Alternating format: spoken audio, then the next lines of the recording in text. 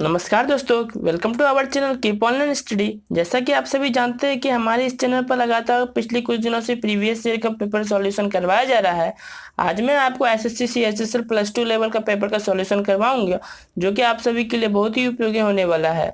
और साथ ही आपको सभी क्वेश्चन का पैटर्न के बारे में भी जानकारी मिलेगी और आप अपने एग्जाम में अच्छा स्कोर कर पाएंगे। तो आज का मैं जो पेपर है वो सॉल्यूशन है 3 जुलाई 2019 का। तो पेपर को आप अच्छे से करने के लिए पूरा पेपर को अंतिम तक देखें, क्योंकि मैं इसमें 1 से लेकर 100 तक पूरे प्रश्न करवाऊंगा, चाहे वो रीजनिंग हो, मैथ्स हो, इंग्लिश हो। तो आप सभी पेपर को अच्छे से देखिएगा और एनालिसिस करिएगा। यदि आपको प्रश्न आता होगा तो उसे आप स्किप कर दीजिएगा, और जिस प्रश्न को आपको नहीं आता होगा उसे स्टॉप करके आप पहले उस प्रश्न को सॉल्व कर लीजिएगा। तो चलिए प्रश्न स्टार्ट करते हैं कि किस तरह के प्रश्न पूछे गए थे। तो चलिए प्रश्न की तरफ देखिए, ये पहला प्रश्न है जो कि रीजनिंग का प्रश्न है। देखिए, ये प्रश्न को अगर एनालिसिस कीजिएगा तो आपको काफ़ी आराम से बनने को लेके दिखेगा।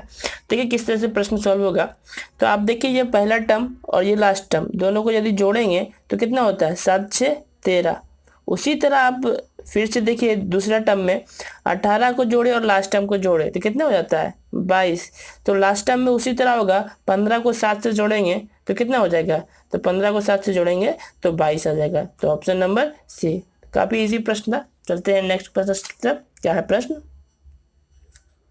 नेक्स्ट प्रश्न है, हृदय रोग विशेषज्ञ का हृदय से वही संबंध है जो स्नायु रोग विशेषज्ञ का संबंध है। स्नायु रोग यानी न्यूरॉन्स के लिए तो कौन सा होगा दोस्तों? तो हृदय रोग हृदय से संबंध है, तो स्नायु रोग मस्तिष्क से संबंध होंगे। मस्तिष्क से यानी न्यूरॉन्स जो होते हैं उनके जो विज्ञाता होते हैं उन्हें ही हम स्नायु रोग विशेषज्ञ बोलते हैं। चलते हैं हम नेक्स्ट प्रश्न की तरफ। कथन निष्कर्ष का प्रश्न है। देखिए इस तरह के प्रश्न को कैसे सॉल्व करेंगे। यहाँ पे देखिए क्या है, सभी कुत्ते शेर हैं। पहला है सभी कुत्ते शेर हैं, तो सभी कुत्ते, यहाँ कुत्ते को डॉग्स लिख लेते हैं, और सभी कुत्ते शेर है तो यहाँ पे शेर को लायन लिख लेते हैं। तो कोई भी हाथी शेर नहीं है, तो क्या बोल रहा है, कोई भी हाथी है। यहाँ पे हाथी को एलिफेंट लिख लेते हैं, तो कोई भी हाथी क्या है, शेर नहीं है। अब देखिए ये आपका डायग्राम बना। अब किस तरह से इसका प्रश्न सॉल्व होगा, तो देखिए निष्कर्ष क्या बोला है, कोई भी कुत्ता हाथी नहीं है। क्या बोला, कोई भी कुत्ता हाथी नहीं है। बिल्कुल होगा, क्योंकि कोई सारे डॉग्स लायन है। तो यहाँ पे बोला गया था कि सभी कुत्ते शेर है, कोई भी हाथी शेर नहीं है। जब हाथी नहीं होगा तो लायंस कहाँ से होगा? तो यहाँ से क्या कर सकते हैं, पहला तो सही है। दूसरा क्या है, कोई भी शेर कुत्ता नहीं है। कोई भी शेर कुत्ता नहीं है, ये कैसे कह सकते हैं हम? तो ये इंट्रोडक्शन गलत है इसका। यहाँ कुछ हाथी कुत्ते हैं, कुछ हाथी कुत्ते हैं। देखिए यहाँ पे कोई भी हाथी कुत्ते हैं क्या, नहीं है। तो ये पहला सही होगा, दूसरा और तीसरा दोनों गलत होगा। तो यहाँ पे पहला तो केवल 1 निष्कर्ष फॉलो कर रहा है। चलिए नेक्स्ट प्रश्न की तरफ तो चलते हैं। उससे पहले आप जान लीजिए, यदि आप इसमें मैं 1 से लेकर 100 तक पूरे सॉल्यूशन करवाऊंगा, तो इस वीडियो को अंत तक जरूर बने रहें, क्योंकि आपको इससे बहुत ही लाभ मिलेगा। क्योंकि जो आने वाला एग्जाम से सीएचएसएल का, तो उसमें आपको पैटर्न समझ में आएगा और आपको समझ में आएगा कि किस तरह के प्रश्न कितने ज्यादा मार्क्स से आते हैं। चलते हैं नेक्स्ट प्रश्न की तरफ। आते हैं हम अगले प्रश्न में। तो हमारा अगला प्रश्न क्या है, देखिए क्या बोला गया है, जे के बाद एम, एम के बाद पी, पी के बाद क्या आएगा, उसके बाद वी और वाई। तो आप यदि देखें तो 3 का गैप हो रहा है। जे के बाद एम तो कितना हुआ, देखिए तो के एल एम यानी 3, फिर एम के बाद पी है, देखिए तो एन ओ पी +3। उसी तरह यहाँ से भी क्या होगा, +3 का अगर पैटर्न समझ में आ गया, यहाँ भी +3, यहाँ भी +3, तो यहाँ भी +3 होगा। पी के +3 करेंगे तो क्या होगा, QRS, यानी यहाँ पे क्या आ जाएगा, S, तब नहीं। तो यहाँ पे हम क्या डालेंगे, S। तो इस तरह के पैटर्न को इस तरह से सॉल्व करते हैं। चलिए नेक्स्ट प्रश्न की तरफ चलते हैं। नेक्स्ट प्रश्न है, यदि आप इस पैटर्न को ध्यान से देखें तो क्या हो रहा है, देखिए छोटा से बड़ा हो रहा है। देखिए दोनों छोटा से मिलके बड़ा, ये भी दोनों छोटा से मिलके बड़ा, तो ये भी दोनों छोटा से मिलके बड़ा होगा। लेकिन पैटर्न क्या हो रहा होगा, यदि आप ध्यान से देखें तो क्या हो रहा है, 5 का स्क्वायर प्लस 4 का स्क्वायर बराबर 41। तो यदि 5 का स्क्वायर करते तो कितना होता है, 25, 4 का स्क्वायर करते 16, तो 41 होता है। तो 25 और 16 41 होता है। यानी पैटर्न समझ में आ गया आपको, यानी दोनों का स्क्वायर करके जोड़ दिया गया है। उसी तरह अगर लास्ट वाला देखें तो 9 का स्क्वायर 81 और 11 का स्क्वायर 121, यानी दोनों को जोड़े तो 202 आ गया, यानी बिल्कुल सही है। यहाँ पे पैटर्न समझ में आ गया क्या है, दोनों का स्क्वायर करके जोड़ दिया गया है। उसी तरह तो आप 15 का स्क्वायर और 6 का स्क्वायर करके जोड़ दीजिए, तो 15 का स्क्वायर कितना होता है 225 और 6 का स्क्वायर कितना होता है 36। यदि आप दोनों को जोड़ेंगे तो 6 5 क्या 2 3 5 1 6 और 261 कौन सा ऑप्शन में, ये दूसरा ऑप्शन में। तो काफ़ी इजी प्रश्न था, तो आप सभी आसानी से बना सकते थे। चलिए नेक्स्ट प्रश्न की तरफ चलते हैं।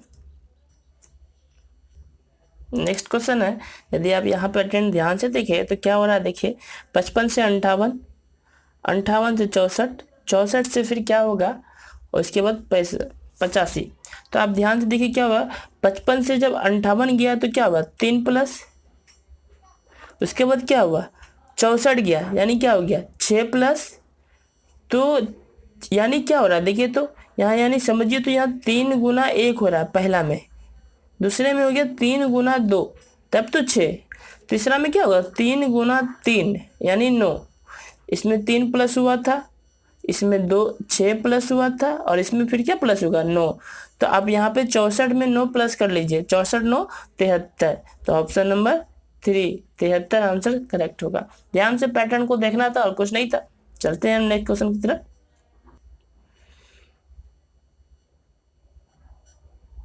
अगर यहाँ ध्यान से पैटर्न देखिएगा तो इसमें पैटर्न में क्या बोल रहा है, देखिए B से Z हो गया, R से U हो गया और H से D हो गया। तो यदि आप पैटर्न देखें तो सबसे पहले यहाँ लिख लिया कीजिए, तो इस तरह से काफ़ी आसानी होती है आपको समझने में भी कि कंडीशन क्या बन रहा है।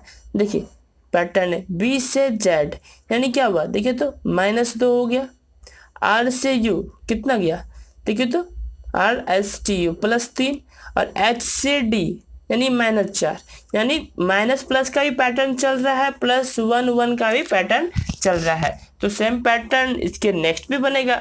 तो नेक्स्ट पैटर्न क्या बनेगा, आप ध्यान से देखिए, यहाँ पे क्या है Z, मैं यहाँ पे लिख दे रहा हूँ ZUD, यानी इसमें -3, सॉरी पहले -2 का पैटर्न था, तो -2 क्या हो जाएगा X हो जाएगा, U यानी U के बाद +3, U के बाद +3 क्या हो जाएगा, ये भी X हो जाएगा, और D के बाद क्या था देखिए -4, D के बाद -4 करते हैं तो क्या होता है Z होता है, यानी XXZ कौन सा पैटर्न है, ये ऑप्शन नंबर 3 होगा। ध्यान से आप पैटर्न देखते तो सारा पैटर्न यही इसी तरह फॉलो हो रहा था। तो आप इस तरह के क्वेश्चन को पहले आराम से पैटर्न देखें, फिर आराम से सॉल्व करें। चलिए नेक्स्ट प्रश्न की तरफ चलते हैं। देखिए इन बोल रहा है कि इन सभी में से असंगत जो है उसको टिक करना है। तो आप सबका ध्यान से पैटर्न देखें तो A के बाद D +3, D के बाद G +3, G के बाद J +3, यानी देखिए सबका +3 पैटर्न बन रहा है।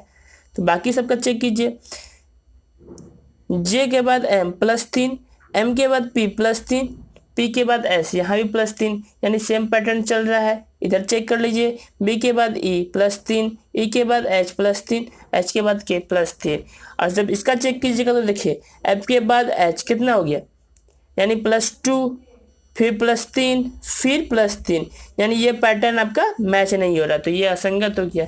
तो आराम से इजी प्रश्न था, तो आराम से सॉल्व कर सकते थे।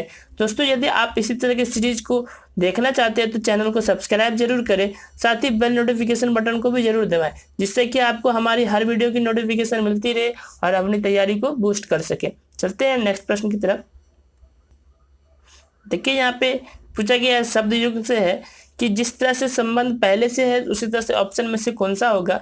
तो संकाय शिक्षक, संकाय का जिस तरह से शिक्षक से संबंधित है उसी तरह से इनमें से क्या संबंधित है।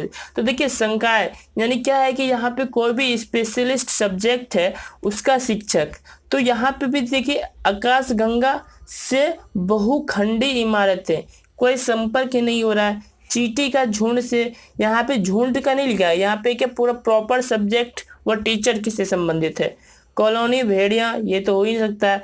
बेड़ा ट्रक, यानी जो बेड़ा होता है दोस्तों वो ट्रक से संबंधित हो सकता है, यानी ऑप्शन नंबर ये 1 सही होगा। चलते हैं अब नेक्स्ट प्रश्न की तरफ। ये देखिए दोस्तों पेपर फोल्डिंग से क्वेश्चन है। आप चाहे तो जूम करके पहले देख लीजिए कि फिगर किस तरह है, फिर बाकी से बारी बारी से फिगर देख सकते हैं। मैं एक ही सेट में ले रहा हूँ।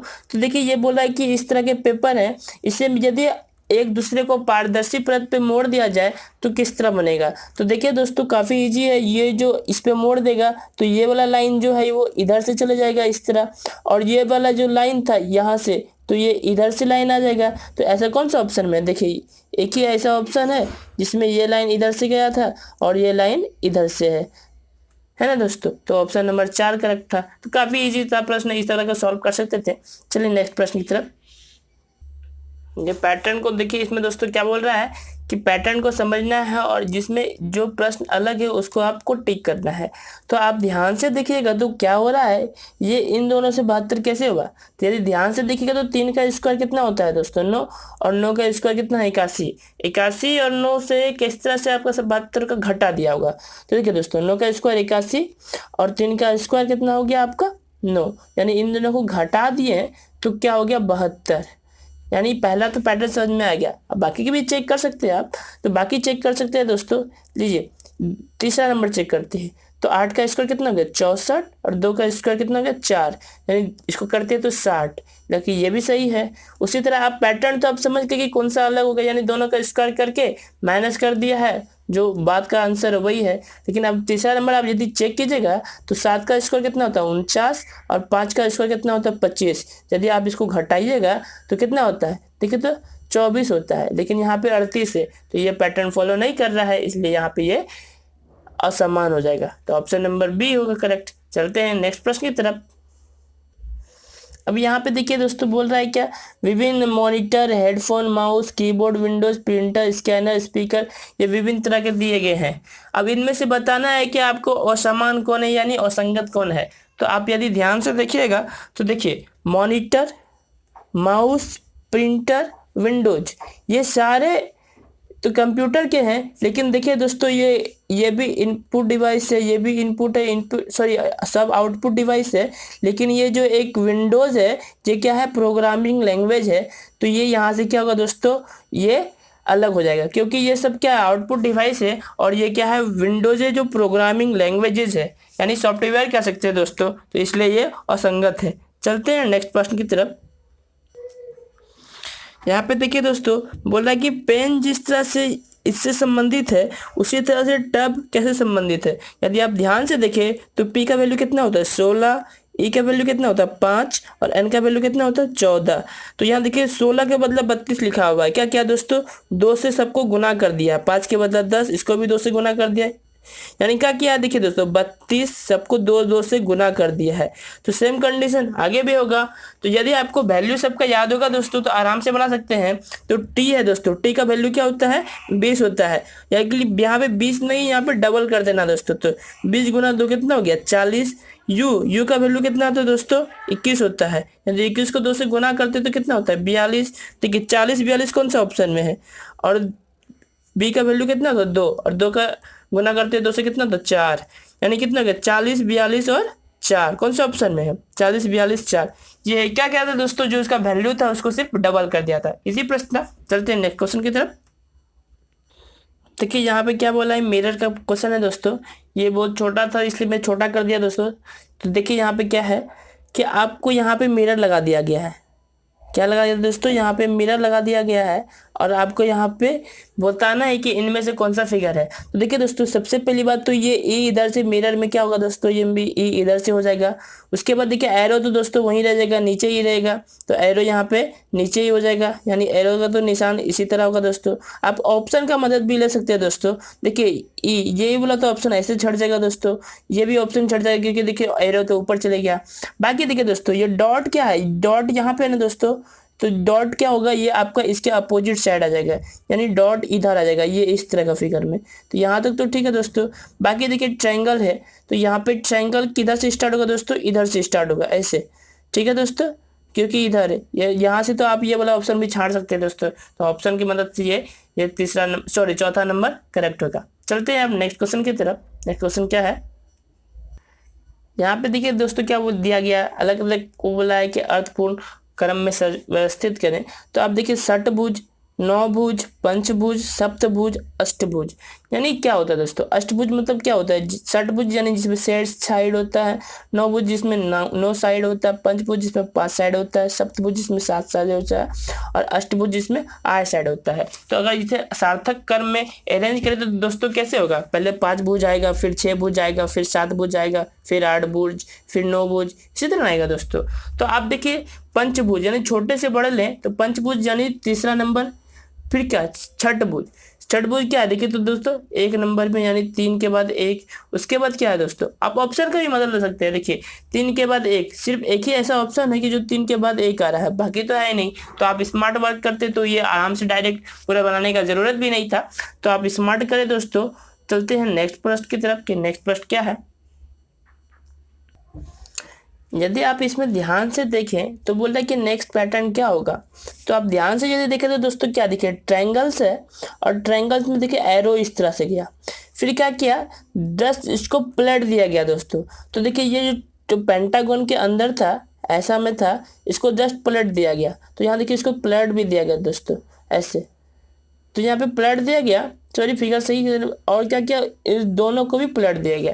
सेम कंडीशन यहाँ पे था दोस्तों। देखिए यहाँ पे अब क्या किया, यहाँ पे 3 साइड था यानी ट्रायंगल था, तो यहाँ पे स्क्वायर ले गया, यानी क्या 4 साइड ले गया, और एरो इधर था, ठीक इसके बाद भी इसको प्लेट दिया गया। तो अब नेक्स्ट कंडीशन क्या आएगा दोस्तों, तो ये ध्यान रखिए, अब नेक्स्ट कंडीशन क्या आएगा, पेंटागन यानी ऐसा जिसमें 5 साइड हो, तो 5 साइड जिसमें हो वही आएगा दोस्तों। अब देखिए अंदर में भी पेंटागन आएगा क्योंकि 5 साइड होगा, तो यहाँ पे 5 साइड आ गया। अब एरो तो देखिए सबसे सब में नीचे से स्टार्ट होता था, यहाँ भी नया शेप आया तो नीचे से स्टार्ट होगा, यहाँ भी नया शेप आया तो नीचे से स्टार्ट होता, तो यहाँ भी नीचे से स्टार्ट होता। उस हिसाब से ऑप्शन नंबर ये वाला ऑप्शन सही होगा दोस्तों। तो इजी प्रश्न था, तो आप देख सकते थे, सिर्फ एनालिसिस करना था। चलते हैं नेक्स्ट प्रश्न की तरफ। देखिए प्रश्न को ध्यान से पढ़िए, क्या बोल रहा है इसमें, वृत्त, वृत्त महिलाओं को दर्शाता है, तो ये वृत्त है महिलाओं को दर्शाता है, तो महिलाओं को हम फीमेल से एफ से लिख लेते हैं, ठीक है दोस्तों। अब उसके बाद देखिए त्रिभुज शिक्षकों को दर्शाता है, यानी जो त्रिभुज है शिक्षक यानी टीचर को टी से लिख लेते हैं दोस्तों, जल्दी जल्दी में यहाँ समझना है। आयत अविवाहित व्यक्ति को दर्शाता है, आयत अविवाहित व्यक्ति को दर्शाता है, यानी अनमैरिड मैन, UM से हम कर लेते हैं दोस्तों कि बिना विवाहित किया हुआ, शादी किया हुआ लड़का। उसके बाद देखिए दोस्तों, हाँ अब इसमें से बताना क्या दोस्तों, प्रश्न में आरेख में दी गई संख्या किस खास श्रेणी में मौजूद व्यक्तियों की संख्या को दर्शाता है, क्या दोस्तों, किसी खास श्रेणी में। तो देखिए तो यहाँ पूछा तो कितनी विवाहित महिला शिक्षक है, विवाहित महिला शिक्षक है। तो देखिए दोस्तों, तो ये तो आपका टीचर हो गया पूरा, ये त्रिभुज, तो यहाँ पे विवाहित होना चाहिए, तो विवाहित में तो ये वाला तो पूरा बाहर आ गया दोस्तों, क्योंकि इसमें सिर्फ अविवाहित है, तो ये तो बाहर ही हो गया। तो विवाहित यही दोनों में से होगा, लेकिन शिक्षक भी होना चाहिए और महिला भी होना चाहिए। तो देखिए विवाहित महिला और शिक्षक यही है ना एक दोस्तों, जो विवाहित महिला शिक्षक है, तो ऑप्शन नंबर 3 यहाँ पे सही हो जाएगा। चलते हैं हम नेक्स्ट प्रश्न की तरफ। देखिए दोस्तों यहाँ पे पैटर्न है, ध्यान से यदि समझिएगा तो लिखा है हैमर को ये लिखा जाता है दोस्तों, तो उसी बारे में WRENCH को क्या लिखा जाएगा। तो अब यदि ध्यान से देखिए तो हैमर H से I, S से C, M से Q, सॉरी P, तो क्या हो रहा है दोस्तों, ध्यान से देखिए तो यहाँ पे एक बार लिख लीजिए दोस्तों, जिससे कि आपको बेटर समझ में आए। तो हैमर है, हैमर को क्या है, H को I से, A को C से, M को P से, M को फिर Q से, और फिर J और X। ध्यान से देखिए दोस्तों, H से I यानी +1, A से C यानी +2, M से P यानी +3, M से फिर Q यानी +4, फिर E से J यानी +5, और R से X यानी +6। तो आपको पैटर्न समझ में आ गया दोस्तों, +1, +2, +3, +4, +5, +6 हो रहा होगा। तो सेम कंडीशन रेंज के साथ होगा। W में यदि हम +1 करें तो क्या होगा दोस्तों, WX, फिर क्या है +2 करना है, R में +2 तो क्या हो जाएगा दोस्तों, T हो जाएगा। फिर देखिए E में +3, तो E में +3 किए तो H आ गया। अब आप बाय ऑप्शन भी जा सकते थे, देखिए XTH से कोई स्टार्ट है, एक ये स्टार्ट है, बाकी ये दोनों तो ऑप्शन कट हो गया दोस्तों। तो आप फिर एक बार चेक कर लीजिए, एन से +4, तो +4 करेंगे तो क्या दोस्तों आर हो जाएगा। फिर क्या है सी से +5, तो क्या हो जाएगा दोस्तों, सी से अगर +5 करेंगे तो एच, और फिर क्या दोस्तों ध्यान से देखिएगा, तो ये देखिए एच से +6, तो एच से +6 एन हो जाएगा। तो दोस्तों ये सिर्फ 1 नंबर था, देखिए ये भी ऑप्शन तो कट हो गया था, तो समझिए ऑप्शन नंबर 1। चलते हैं नेक्स्ट कंडीशन के। अब यहाँ पे दोस्तों आपको त्रिभुज गिनना है कि दिए गए आकृति में कितने त्रिभुज हैं, तो आप आसानी से गिन सकते हैं। देखिए दोस्तों यदि मैं गिनाऊँ आपको, तो देखिए ये पूरा एक त्रिभुज हुआ, फिर देखिए इन दोनों में से एक त्रिभुज यहाँ, एक त्रिभुज यहाँ, कितना हो गया 3 त्रिभुज हो गया यहाँ से। अब यहाँ से आप गिन सकते हैं कि ये भी तो एक हुआ, 4 त्रिभुज हो गया दोस्तों यहाँ से।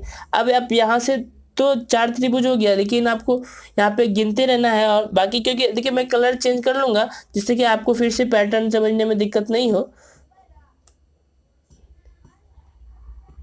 देखिए यहाँ से फिर ये देखिए आप यहाँ से ये वाला एक हो गया, 6 हो गया, फिर यहाँ से देखिए एक ये हो गया, 7 हो गया दोस्तों। यहाँ पे भी देखिए दोस्तों ये वाला छोटा वाला ये भी त्रिभुज हुआ, 8 हुआ, ठीक है दोस्तों। अब यहाँ से ये वाला भी देखिए एक 9 हो गया, और ये देखिए यहाँ से एक ये वाला एक 10 त्रिभुज। तो यहाँ से हम कह सकते हैं कि कितने त्रिभुज है, 10 त्रिभुज। चलते हैं हम नेक्स्ट क्वेश्चन की तरफ कि नेक्स्ट क्वेश्चन क्या है।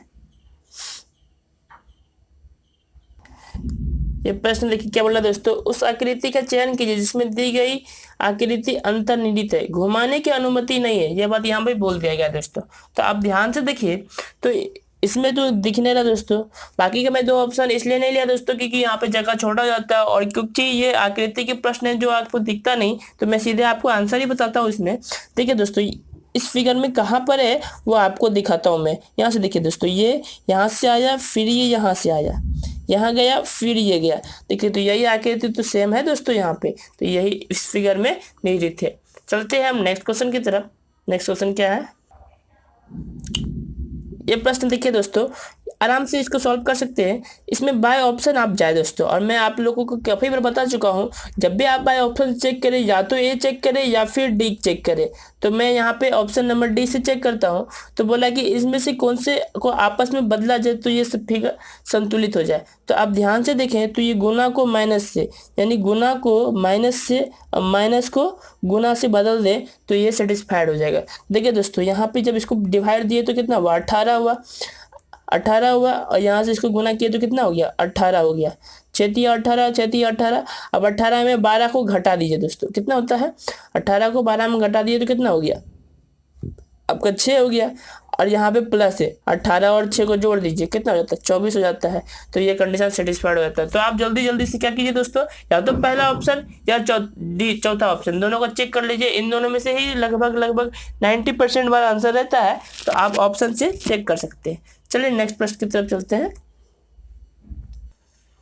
ये देखिए हमारा रीजनिंग का अंतिम प्रश्न है, 25वां प्रश्न है। तो आप रीजनिंग के लगभग सब प्रश्न को पढ़ चुके हैं दोस्तों।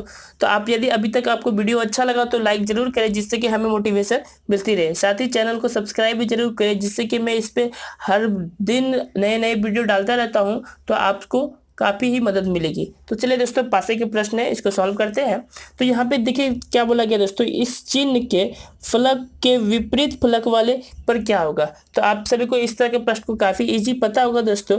तो यहाँ पे देखिए दोस्तों क्या कीजिए, जो भी 2 पासे में कॉमन है उसे आप पकड़ के राइट साइड या लेफ्ट साइड घुमा दीजिए। तो देखिए दोस्तों मैं यहाँ पे इस पे घुमा रहा हूँ, इस दोनों को पासे में से ले रहा हूँ दोस्तों। तो यहाँ पे देखिए दोस्तों क्या है, यहाँ पे परसेंटेज है, इस परसेंट को पकड़ के मैं राइट से घुमा देता हूँ, दोनों को कॉमन है तो मैं इधर से क्लॉकवाइज घुमा दिया। तो यहाँ देखिए परसेंट, फिर @ फिर यहाँ पर डॉलर का साइन। यदि मैं इसमें घुमाऊँ दोस्तों तो देखिए परसेंट के सामने परसेंट और @ यानी इसको राइट साइड भी घुमाऊंगा यानी क्लॉकवाइज में घुमाया तो देखिए यहाँ पे ये एरो आ गया और यहाँ पे आपका एंड का आ गया। तो आप ध्यान से देखिएगा तो परसेंट के सामने परसेंट और @ के सामने ये है, यानी हमसे यही पूछा था कि इसके विपरीत क्या होगा। तो क्या होगा दोस्तों @ तो इस तरह के प्रश्न को इस तरह से सॉल्व करते हैं। चलते हैं अब हम नेक्स्ट प्रश्न की तरफ। तो क्या है प्रश्न, तो चलिए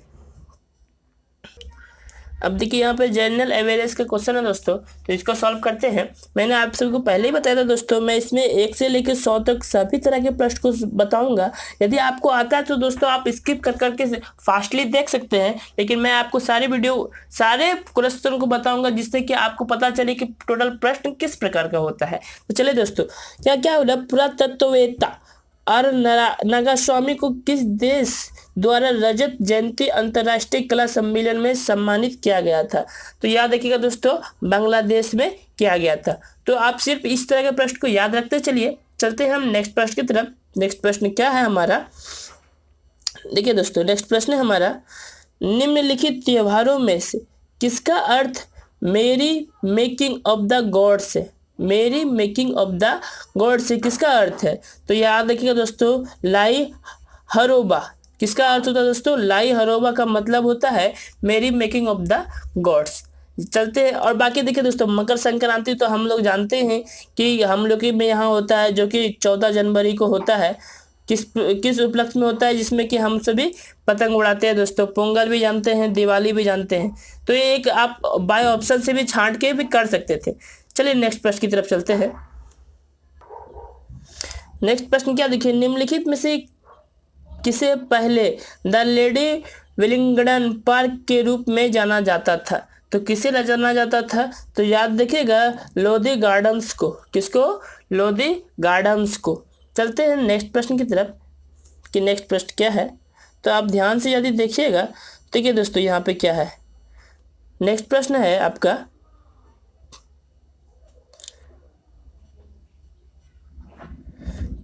टोक्यो ओलंपिक 2020 के लिए क्वालिफाई करने वाला पहले भारतीय घुड़सवार कौन बने? 2020 का प्रश्न था दोस्तों। तो कौन बने थे? याद रखिएगा, कौन बने थे? फवाद मिर्जा बने थे। कौन बने थे? फवाद मिर्जा। चलिए नेक्स्ट क्वेश्चन की तरफ। नेक्स्ट क्वेश्चन है, बॉम्बे अब मुंबई में गेटवे ऑफ इंडिया की आधारशिला किस वर्ष रखी गई थी? तो मुंबई में जो गेटवे ऑफ इंडिया है उसकी आधारशिला 1913 में रखी गई थी। तो सिंपल सा है, याद रखिएगा दोस्तों। चलिए नेक्स्ट प्रश्न की तरफ। नेक्स्ट प्रश्न क्या है?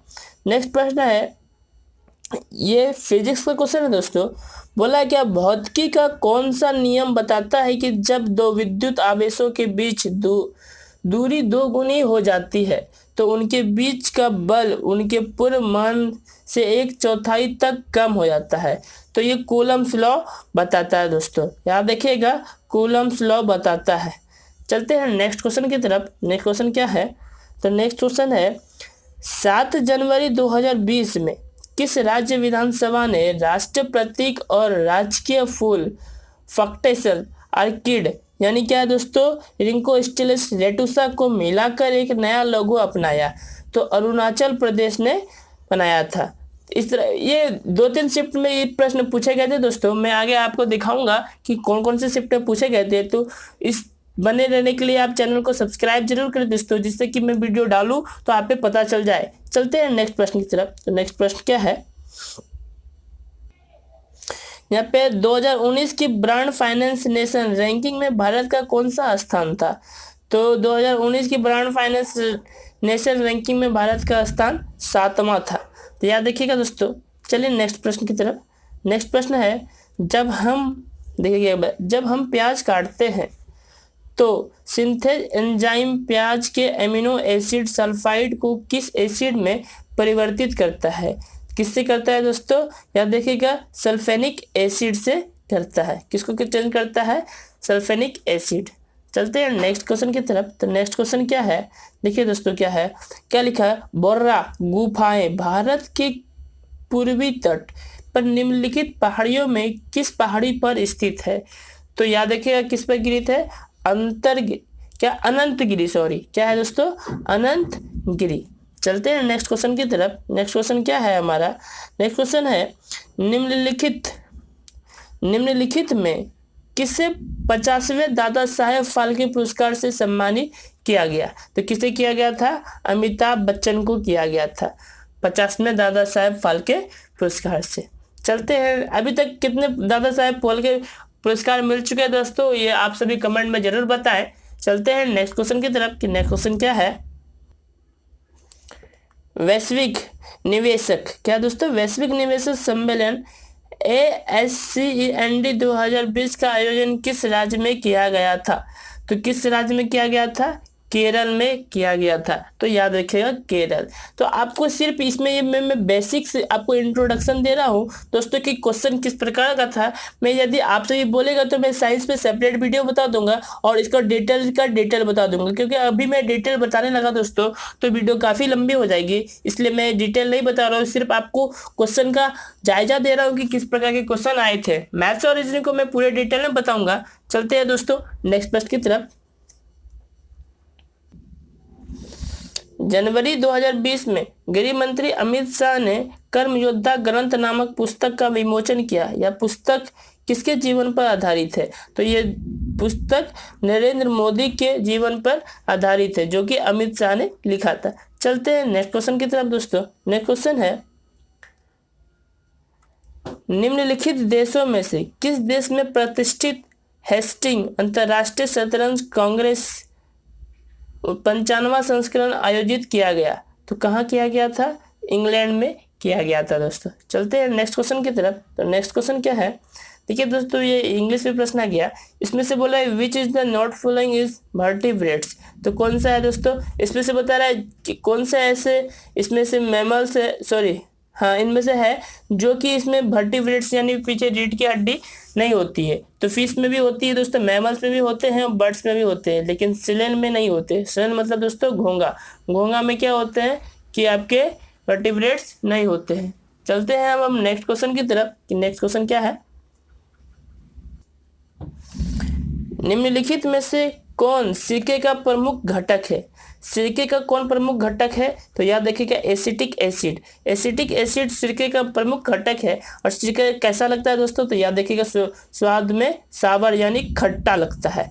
तो ये भी बात आपको ध्यान में रखना है, एसिटिक एसिड खट्टा भी होता है दोस्तों। चलते हैं नेक्स्ट क्वेश्चन की तरफ। नेक्स्ट क्वेश्चन क्या है, ठीक है दोस्तों, क्या है, सॉरी ये प्रश्न क्या है दोस्तों, निशाकाश रात्रि आकाश में चमकने वाले पिंडों को किस नाम से जाना जाता है?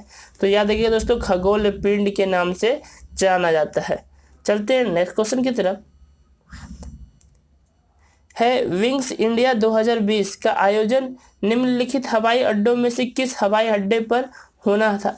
तो किस पे दोस्तों? याद देखिएगा बेगमपेट हवाई अड्डे पर, बेगमपेट हवाई अड्डे पर। चलते हैं नेक्स्ट क्वेश्चन की तरफ। नेक्स्ट क्वेश्चन क्या है, निम्नलिखित ग्रंथियों में से कौन सी ग्रंथि फेफड़ों के बीच विद्यमान रहती है? ये अच्छा क्वेश्चन था दोस्तों। तो याद रखिएगा फेफड़ों के बीच थाइमस ग्रंथि विद्यमान रहती है, जिसको हिंदी में बाल्य ग्रंथि भी कहते हैं। तो वैसे तो ज्यादातर थाइमस लिखा जाता है दोस्तों, ये यहाँ पे बाल्य लिखा है, ब्रैकेट में थाइमस लिखा है, जिससे आपको कंफ्यूजन ना हो समझने में। चलते हैं नेक्स्ट क्वेश्चन की तरफ कि नेक्स्ट क्वेश्चन क्या है दोस्तों, क्या है, निम्नलिखित राज्यों में से किस राज्य में माधवपुर मेला मनाया जाता है? तो माधवपुर मेला गुजरात राज्य में मनाया जाता है, यानी ऑप्शन नंबर ए इसका सही होगा दोस्तों। चलते हैं नेक्स्ट क्वेश्चन की तरफ। उद्योग 4.0 एक जटिल साइबर भौतिकी प्रणाली है जो डिजिटल प्रौद्योगिकियों के साथ उत्पादन में सहयोग करती है। रेल मंत्रालय और विज्ञान एवं प्रौद्योगिकी विभाग ने उद्योग 4.0 एक अनूठी परियोजना प्रारंभ करने के लिए किस संस्थान के साथ साझेदारी में हाथ मिलाया? तो ये उस समय का करंट का था क्वेश्चन। तो कोई किससे हाथ मिलाया था? तो याद रखिएगा आप IIT कानपुर के साथ हाथ मिलाया था। चलिए नेक्स्ट क्वेश्चन की तरफ। नेक्स्ट क्वेश्चन क्या है, देखिए ये 22वां प्रश्न है हमारा। क्या है, हर्यंक वंश का शासक अजात शत्रु किसका पुत्र था? तो अजात शत्रु किसका पुत्र था? तो ये तो बच्चे भी जानते हैं, बिंबिसार का शत्रु था। चलिए नेक्स्ट क्वेश्चन की तरफ। नेक्स्ट क्वेश्चन क्या है, निम्नलिखित में से कौन नंदवंश का अंतिम शासक था? नंदवंश का अंतिम शासक कौन था? धनानंद था। कौन था? धनानंद था। तो देखिए यहाँ पे 2 प्रश्न हिस्ट्री से थे। चलिए ये 24वां प्रश्न है जो कि हमारा लास्ट सेकेंड प्रश्न है। तो यहाँ पे देखिए, अब ये प्रश्न इंग्लिश में है दोस्तों, मैं आपको हिंदी में समझा दूंगा। बोला कि in which state has the Khadi village industries commission open the first silk processing plant, मतलब कि इनमें से कौन से राज्य में खादी के गांव इंडस्ट्रीज कमीशन तैयार की गई थी, खोली गई थी, जो कि फर्स्ट सिल्क प्लांट बना था वहाँ पे, कौन सी थी दोस्तों? तो याद रखिए गुजरात में। तो और सभी जानते हैं कि गुजरात में ही पहले सबसे पहले सिल्क इंडस्ट्री लगी थी। चलिए नेक्स्ट क्वेश्चन की तरफ चलते हैं, जो कि अंतिम प्रश्न है हमारा साइंस का, लास्ट प्रश्न है। देखिए लास्ट प्रश्न क्या है, तो यहाँ पे आप ध्यान से देखिए, कर्नाटक के किस जिले में ब्रह्मगिरी वन्य जीव अभयारण्य स्थित है? तो याद रखिएगा कौन से जिले में है, कोडागू। किस में है? कोडागू। तो हमारे यहाँ पे ये 25 प्रश्न कंप्लीट हो गए, जो कि जीए के थे, यानी जनरल अवेयरनेस के। अब हम चलेंगे मैथ के प्रश्न की तरफ, तो आप वीडियो के साथ बने रहें दोस्तों लास्ट तक, क्योंकि आप यदि एग्जाम को क्लियर करना चाहते हैं तो आपको प्रीवियस ईयर के क्वेश्चन को ध्यान से समझना बहुत जरूरी होगा। नहीं तो आप एग्जाम में पैटर्न ही नहीं समझ पाएंगे तो आप एग्जाम क्या देंगे। तो इसलिए आप पैटर्न को समझ लीजिए, क्योंकि मैं इस तरह के वीडियो रोज डालता हूं, तो उसके लिए आप चैनल को सब्सक्राइब भी जरूर करें दोस्तों। नहीं तो आप क्या होगा कि आपको हमारे वीडियो की नोटिफिकेशन नहीं मिलेगी और आप वीडियो से वंचित रह जाएंगे। चलिए नेक्स्ट प्रश्न की तरफ। अब हम आ चुके हैं मैथ के प्रश्न की तरफ, तो इसको आप ध्यान से देखिए दोस्तों। ये आपका अलजेब्रा का प्रश्न है। यदि आप ध्यान से देखिए तो दोस्तों यहाँ पे देखिए ये है, इसमें से x square x y plus y square का वैल्यू दिया हुआ है। तो हम जानते हैं दोस्तों, आप भी जानते होंगे कि इसको हम डायरेक्ट लिख सकते हैं x square plus x y plus y square bracket, फिर यहाँ पे लिख सकते हैं x square minus x y plus y square. ये हम डायरेक्ट इसको लिख सकते हैं दोस्तों। हम देखिए यहाँ पे x square x y plus y square का वैल्यू यहाँ पे दिया हुआ है, कितना दिया है? तो यहाँ पे 7 दिया हुआ है दोस्तों। तो 7 दिया हुआ है, तो इस कंडीशन से, और ये एक बात देखिए दोस्तों, इसका वैल्यू यहाँ पे कितना है? 21 दिया हुआ है। तो यदि 7 दिया हुआ है तो हम इसको इधर ले आए तो दोस्तों यहाँ से कितना कट जाएगा? 3 कट जाएगा। यानी क्या समझ में आ गया? X square minus x y plus y square का वैल्यू 3 आ गया। अब यदि हम इन दोनों को जोड़ दें, इन दोनों को जोड़ दे दोस्तों, तो देखिए यहाँ से जोड़ने से क्या होता है, एक्स वाई यहाँ से कट गया, तो यहाँ क्या बच गया? देखिए एक्स स्क्वायर यहाँ, एक्स स्क्वायर यहाँ, यानी 2x स्क्वायर बच गया। और यहाँ पे क्या बच गया? वाई स्क्वायर यानी 2y स्क्वायर बराबर कितना हो गया आपका? 3। तो यहाँ पे हम कह सकते हैं दोस्तों, यहाँ से हम कह सकते हैं 2y स्क्वायर, यहाँ पे कितना हो गया आपका? 3 हो गया दोस्तों। तो अब यहाँ से आप इजी से सॉल्व कर सकते थे कि यहाँ पे क्या होगा। यहाँ देखिए दोस्तों 2y स्क्वायर 2x स्क्वायर, तो अब आप देखिए x square plus y square, यहाँ पे हम कॉमन ले सकते हैं कि नहीं ले सकते हैं? और यहाँ ब्रैकेट में हम क्या कर सकते हैं? 2 डाल सकते हैं। अब यहाँ पर से आप आ जाइए दोस्तों, इसकी यहाँ पर से इसको यदि आप सॉल्व कीजिएगा तो देखिए एलसीएम लिए तो कितना आ गया? एक्स स्क्वायर वाई स्क्वायर, और यदि हम ऊपर जाए तो क्या हो गया? वाई स्क्वायर यानी एक्स स्क्वायर। यहाँ पे तो आपको समझ में आ गया होगा दोस्तों कि यहाँ पे क्या करने बोल रहा है। तो अब यहाँ से काफ़ी इजी तरह से आप सॉल्व कर सकते थे। देखिए यहाँ पे क्या करना था दोस्तों, और यहाँ पे आपको ध्यान देते थे यदि, तो आपको यहाँ पे पता भी चल रहा था कि यहाँ पे 7 वैल्यू है। अब यहाँ से सॉल्व कीजिए। यहाँ पे देखिए यहाँ पे कितना आ गया? एक्स स्क्वायर वाई स्क्वायर बराबर कितना हो गया? 7 या 21 हो गया यहाँ पे। तो यहाँ पे अब बचा क्या आपका, बताइए तो ध्यान से अगर देखें तो कितना आ गया? 7 इधर से आ गया तो क्या हो गया? 10 हो गया। यहाँ पे कितना आ गया आपका? 10 आ गया ना। तो यहाँ पे आप 10 लिख दीजिए। अब यहाँ से आप देखिए x square plus y square का वैल्यू पुट कर देते तो काफ़ी इजी तौर पे यहाँ पे सॉल्व हो जाता है। यहाँ पे समझे? तो इजी तौर पे क्या कर सकते थे, यहाँ पे आपका क्या गया? यहाँ पे देखिए एक्स स्क्वायर वाई स्क्वायर यहाँ से सॉल्व करते तो यहाँ पे आपका 5 आ जाता है, और एक्स गुना वाई स्क्वायर, तो यहाँ पे आप पुट कर दीजिए x square plus y square का वैल्यू, तो यहाँ पर से आपका सॉल्व हो जाता। देखिए यहाँ पे कितना है? एक्स स्क्वायर वाई स्क्वायर, यहाँ पे यदि एक्स वाई कट ही गया तो आपका कितना बचा था? यहाँ पे 4 बच गया था। तो यहाँ पे कितना हो गया? 5/4 आंसर आ जाता है। चलते हैं अब नेक्स्ट क्वेश्चन की तरफ कि नेक्स्ट क्वेश्चन क्या है।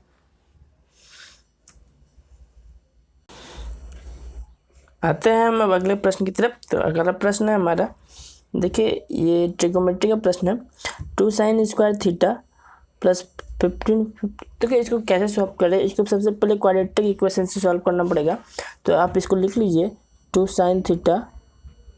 देखिए इसको कॉस स्क्वायर में चेंज करने के लिए आप कर सकते हैं 15 minus 15 cos sine square theta -7 बराबर 0। अब यहाँ से आपको क्वाड्रेटिक इक्वेशन बन गया। यदि आप इसको चेंज करना चाहें तो देखिए यहाँ पे लिखिए 15 sin square theta plus 2 sin theta. देखिए 7 और प्लस घट जाएगा तो क्या हो जाएगा +8 बराबर 0। लेकिन माइनस से स्टार्ट नहीं होता तो अगर माइनस कॉमन ले ले तो ये प्लस हो जाएगा, ये माइनस हो जाएगा और ये माइनस हो जाएगा। यदि आप इसको सॉल्व कीजिएगा क्वाड्रेटिक इक्वेशन से तो साइन थीटा का वैल्यू आ जाएगा आपका, एक बार प्लस में आ जाएगा और एक बार माइनस में आ जाएगा। प्लस में आ जाएगा देखिए 12/15 और एक आ जाएगा माइनस में -10/5। तो हम माइनस में तो लेंगे नहीं, तो माइनस तो नेगलेक्ट हो जाता है, यानी साइन थीटा का वैल्यू क्या आ गया 12/15 आ गया। ठीक है, अब यहाँ से आप क्या कर सकते हैं, एल्टीट्यूड निकाल सकते हैं। यहाँ से देखिए यहाँ पे साइन थीटा का वैल्यू क्या होता है P और यहाँ पे P/H, यानी P और H दी किया है तो अब बेस निकालिएगा। बेस कैसे निकालिएगा, तो अब क्या करते हैं 5 का यानी 15 का स्क्वायर में घटा दीजिए 12 का स्क्वायर तो 144, यानी कितना बेस आ जाता है आपका 3। तो यहाँ पे बेस आ गया आपका 3, सॉरी यहाँ पे 3 आ गया। अब क्या कीजिए, आपको सब कुछ मिल गया, परपेंडिकुलर भी मिल गया, हाइपोटेनस भी मिल गया और बेस भी मिल गया। अब सिंपल से क्या है, इसको इस पर पुट कर दीजिए। तो इस पर पुट कर दीजिएगा तो क्या हो जाएगा, देखिए तो 10 पे पुट कीजिएगा तो 10 थीटा का क्या होता है P/B यानी 4/3 प्लस फिर क्या कॉस थीटा का वैल्यू क्या होता है B/H यानी 3/5 प्लस फिर क्या है सेक थीटा का वैल्यू क्या होता है H/B यानी 5/3, यानी उल्टा हो गया। यदि आप इसको सॉल्व कीजिएगा तो ये कितना आ जाएगा आपका, एलसीएम लीजिएगा तो ये देखिए 15 आ गया। यदि आप इसको सॉल्व कीजिएगा तो ये आ जाएगा आपका, जोड़ी लीजिए यहाँ देखिए कितना है, एलसीएम लिए तो कितना 15 का आया तो 5 5 चौक 20 प्लस यहाँ पे आ गया ये सब मिला के आप जोड़ लीजिएगा तो आपका ये आंसर आएगा। इतना सा तो आप कर ही सकते हैं। चलते हैं अब नेक्स्ट क्वेश्चन की तरफ कि नेक्स्ट क्वेश्चन क्या है। देखिए DI का प्रश्न है और ये काफ़ी इजी प्रश्न है, कल आप इसको प्रश्न को पढ़िए। ये क्या बोला है, ऐसे वर्षों की संख्या कितनी है जिनके दौरान कंपनी डी द्वारा भर्ती की गए इंजीनियरों की संख्या की औसत कंपनी बी द्वारा दिए गए 6 वर्षों में भर्ती किए जाने वाले इंजीनियरों की औसत संख्या से कम है। तो यहाँ देखिए सबसे पहले क्या कीजिए, कंपनी बी में जितने भी इंजीनियर्स उनका औसत निकाल लीजिए, यानी आप इन सभी को जोड़िएगा तो इन सभी को जोड़ के कितना आएगा आपका 642 आएगा। आप जोड़ लीजिएगा। औसत निकालने के लिए क्या करते हैं, कितना है 1 2 3 4 5 6, यानी जितने रहेंगे उससे डिवाइड दे देंगे, तो डिवाइड दे देंगे तो कितने आ गया आपका 107, यानी 107 आ गया। अब आपको चेक करना है कि कंपनी डी में ऐसे कितने वर्कर्स हैं कि जिसका औसत इससे कम है, यानी देखिए 105 ये भी औसत से कम है, 97 ये भी औसत से कम है, 100 ये भी औसत से कम है, लेकिन सिर्फ 3 ही ऐसे वर्कर्स हैं जिसका इससे कम है, 107 से कम है। तो यहाँ पे ऑप्शन नंबर क्या आ जाएगा 3 आ जाएगा। तो इजी प्रश्न आप सॉल्व कर सकते थे आसानी से। चलिए नेक्स्ट प्रश्न की तरफ कि क्या है नेक्स्ट प्रश्न। देखिए ये क्या है, समान धारिता क्षमता के 2 बोतल संतरे के रस के क्रमशः 35% और 33% भरे हुए हैं, यानी 33% 35%। अगर 35% को हम लिखें तो क्या लिख सकते हैं, यहाँ पे देख ली 35/100 और 33% को 1/3 लिख सकते हैं। लेकिन एक बात बोली कि यहाँ पे 2 बोतल समान धारिता की, यानी दोनों क्या है सेम क्वांटिटी है। तो आगे पढ़े क्या है, वे सेब के रस से पूरी तरह भरी जाती है और फिर दोनों बोतलों की सामग्री एक दूसरे बर्तन में खाली कर दी जाती है। मिश्रण में सेब के रस का प्रतिशत ज्ञात कीजिए। सेब के रस का प्रतिशत ज्ञात करना है, इसमें से क्या है संतरे के रस का प्रतिशत दिया हुआ है। तो देखिए दोस्तों समान धारिता की है तो हम क्या करेंगे, सबसे पहले क्या धारिता दोनों का समान करेंगे। तो यहाँ पे अगर हम 300 कर लें और यहाँ भी 300 कर लें, देखिए यहाँ पे क्या हो जाएगा, तो यहाँ पे 2 जीरो से गुना करना पड़ेगा। यहाँ पे 3 लिए तो यहाँ पे 300, ऊपर भी तो 3 से गुना करना पड़ेगा, तो ऊपर 3 से गुना किया तो कितना गया दोस्तों 105/300। यहाँ तक तो कोई दिक्कत नहीं होना चाहिए दोस्तों।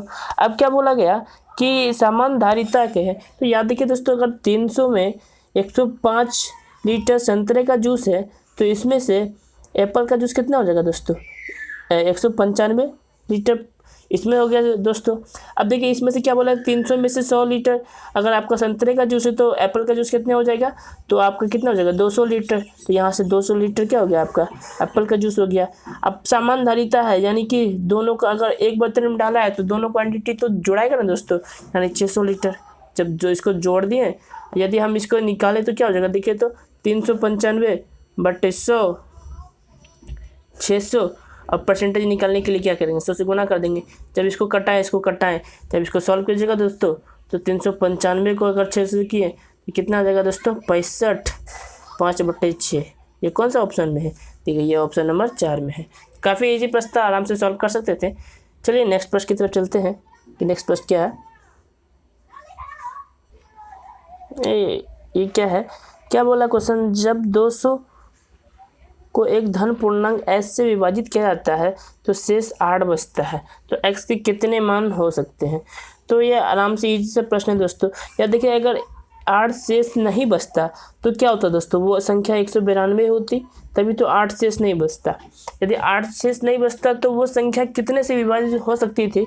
इसके लिए हम क्या कर सकते हैं दोस्तों, इसका हम प्राइम फैक्टराइजेशन कर लें यदि, तो क्या हो जाता है दोस्तों, देखिए तो 2 से किए तो कितना आ गया, देखिए 9 दूनी 18, 6 दूनी 12, फिर 2 से किए तो कितना आ गया दोस्तों 2 से, तो देखिए 4 दूनी 8, 8 दूनी 16, यदि फिर 2 से किए तो 2 और यहाँ पे 4, फिर 2 से किए तो कितना 12 और फिर 2 से किए तो कितना आ गया 6 और फिर 2 से किए तो 3। ये आ गई संख्या आपकी दोस्तों। तो यहाँ से आप क्या कर सकते हैं, 2 3 4 5 6, यानी 2 का पावर 6 और 3 का पावर 1, ये आ गया दोस्तों। हम संख्या निकालने के लिए क्या करते हैं दोस्तों, एक एक दोनों में जोड़ देते हैं, यानी 6 में 1 जोड़ दिए दोस्तों और 3 में 1 जोड़ दिए। जब इसको गुना किया तो क्या हो गया 7 दूनी 14, यानी 14 ऐसा नंबर है जिससे ये कट सकता है। लेकिन यहाँ क्या बोला है दोस्तों कि अब ये भी तो चेक करना है दोस्तों कि 8 शेष बचता है, यानी वो संख्या 1 से ना कटे, 2 से भी, 3 से भी नहीं कटना है, 4 से, 5 से, है ना दोस्तों, 6 से भी, 7 से भी और 8 से भी। तो यहाँ से तो कितनी संख्या होगी दोस्तों जो कि ये नहीं कटेगा। देखिए 1 से कट सकती, 2 3 से तो ये संख्या कटेगी नहीं, 4 से, 5 से भी नहीं, तो 6 से और 8 से। यहाँ से देखिए आपकी कितनी संख्या हो गई, 1 2 3 4 5 6। तो यदि 14 में से 6 संख्या है जो नहीं कटेगी तो दोस्तों कितनी संख्या बच गई, 8 संख्या। ये 8 संख्या ऑप्शन नंबर कौन सा है इसमें है, यानी ये सॉल्व हो गया। चलते हैं अब नेक्स्ट सॉल्यूशन की तरफ, कैसा है। देखिए ये वही तालिका है जो पिछले प्रश्न में हमने सॉल्व किया था, तो आप आसानी से इसको सॉल्व कर सकते हैं। देखिए क्या बोला, 2014 और 2017 में कंपनी बी द्वारा भर्ती की गई इंजीनियरों की कुल संख्या 2015 से 2019 तक कंपनी सी द्वारा भर्ती की गई इंजीनियरों की कुल संख्या कितनी प्रतिशत है। तो आराम से सॉल्व कर सकते हैं दोस्तों। 2014 और 2017 में कंपनी बी द्वारा, ठीक है, 2014 में कंपनी बी और 2017 में कंपनी बी कितना हो जाता है दोस्तों, तो ये हो जाता है 196। अब क्या बोला दोस्तों, ध्यान से देखिए, किए गए कुल इंजीनियरों की संख्या 2015 से 2019, यहाँ से यानी सबको जोड़ना पड़ेगा दोस्तों कंपनी सी द्वारा। तो सभी को यदि आप जोड़िएगा तो ये जोड़ के कितना आएगा आपका दोस्तों 500 आ जाएगा। तो अब इसी का आपको परसेंटेज निकालने वाला रहता है, तो परसेंटेज निकालने के लिए आप 100 से गुणा कर दीजिए, सिंपल सा 0 से 0 कट गया और यदि आप इसे कटाइएगा तो कितना हो जाएगा 39.2 आ जाएगा। तो यही तो आंसर है 39.2। इजी प्रश्न था दोस्तों, खाली सिर्फ आपको पढ़ना था और उस पर समझना था। चलिए आप नेक्स्ट प्रश्न की तरफ चलते हैं। इस तरह के प्रश्न को कैसे सॉल्व करेंगे, देखिए बोला PQRS एक चक्रीय चतुर्भुज है जिसमें PQ, तो आप पहले चक्रीय चतुर्भुज बना लीजिए दोस्तों। चक्रीय चतुर्भुज ऐसा होता है, और ये क्या होता है दोस्तों, यहाँ पे एक फिगर इसमें सही से बनाने के लिए फिर भी आप समझ लीजिए। तो यहाँ पे P है दोस्तों, मान लेते हैं इसको Q मान लेते हैं, इसको R मान लेते हैं, इसको S मान लेते हैं। PQRS चक्रीय चतुर्भुज है। अब क्वेश्चन को पढ़ते चलिए और सॉल्व करते चलिए दोस्तों। देखिए PQ x है तो ये x मान लेते हैं, QR कितना है 16.8 है, तो और RS कितना है दोस्तों 14 है, और PS कितना है 25.2 है। तो इसमें क्या बोला गया दोस्तों कि x का वैल्यू जो कि समद्विभाजित करती है। तो इसमें से आपको x का वैल्यू बताना है। तो आराम से आप सॉल्व कर सकते हैं दोस्तों कि x का वैल्यू कैसे निकालेंगे। ठीक है दोस्तों, यहाँ पे एक कंडीशन बोला गया कि समद्विभाजित करती है। समद्विभाजित करती है तो दोस्तों आप क्या कीजिए, देखिए अगर ये समद्विभाजित करती है तो आप आराम से इसको सॉल्व कर सकते हैं। देखिए यहाँ से आप समद्विभाजित करती है तो ये एक इधर ट्रायंगल बन गया, एक इधर बन गया, यानी इन दोनों का सम क्या होगा दोस्तों, इक्वल होगा। तो इस दोनों का सम और दोनों के सम को इक्वल करने के लिए हम क्या कर सकते हैं, और यहाँ से आराम से सॉल्व कर सकते हैं। देखिए यहाँ से अगर हम यहाँ पे लें तो क्या हो जाएगा, एक्स इक्वल्स टू अगर मान लें तो यहाँ पर देखिए 2.2 इंटू 40 बाई यहाँ पे क्या कर सकते हैं 16.8 कर देते हैं। यदि आप इसको सॉल्व कीजिएगा तो यदि आप कटा दीजिएगा तो कितना आ जाएगा, टोटल कटा के 21 आ जाएगा। और यही तो वैल्यू x का है, आराम से सॉल्व हो सकता था। तो यहाँ पे 21 इसी तरह से आया हुआ।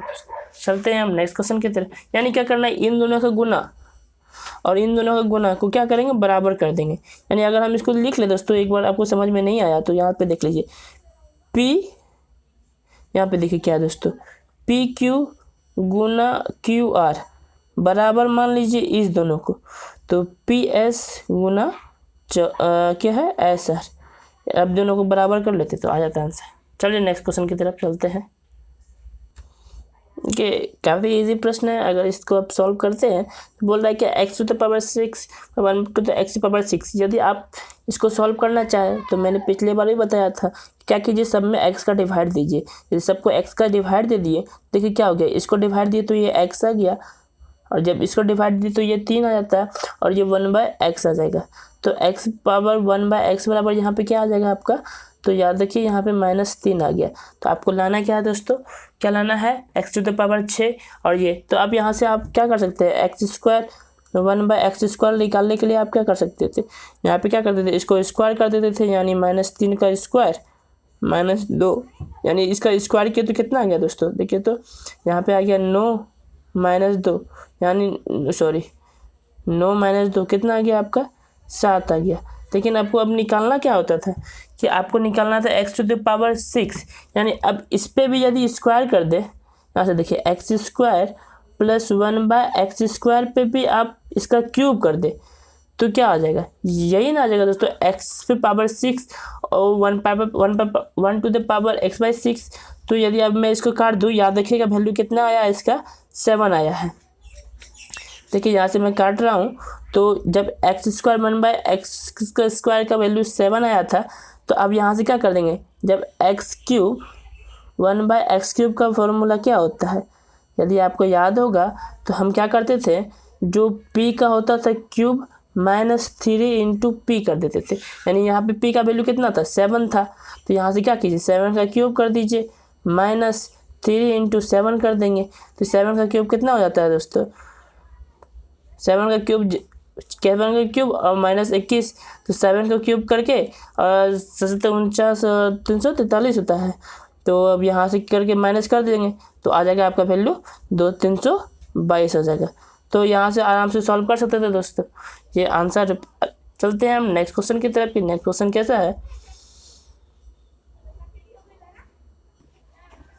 देखिए इस तरह के प्रश्न को आप आसानी से सॉल्व कर सकते थे। देखिए यहाँ पे अलजेब्रा है, तो यहाँ पे आप क्या कीजिए, b + c का वैल्यू को आप यदि 0 मान लीजिएगा, तो देखिए b + c का अगर आप 0 मान लिए तो यहाँ पे क्या हो गया, इस टर्म का वैल्यू 0 हो गया, इसका वैल्यू यहाँ पे क्या हो गया 0 हो गया। तो आप यहाँ पे कह सकते हैं कि यहाँ पे क्या हो गया, यदि आप इसको किए तो क्या हो गया, a³ -2 क्यूब, यानी यहाँ पे देखिए 8 क्यूब, यहाँ 2 क्यूब, यानी यहाँ पे क्या है क्या आपका -6a³।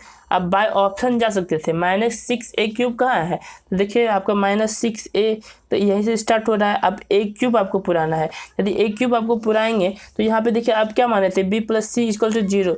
तो यदि आप b + c इसको वैल्यू 0 मान लेंगे, और यहाँ पे b + c b और यहाँ c अगर आप 0 मान लेते हैं, तो यहाँ पे क्या होता है आपका, ठीक है 0 0, और यहाँ a और यहाँ पे a, माइनस ए क्यूब हो गया, तभी तो यहाँ पे माइनस ए जुटेगा।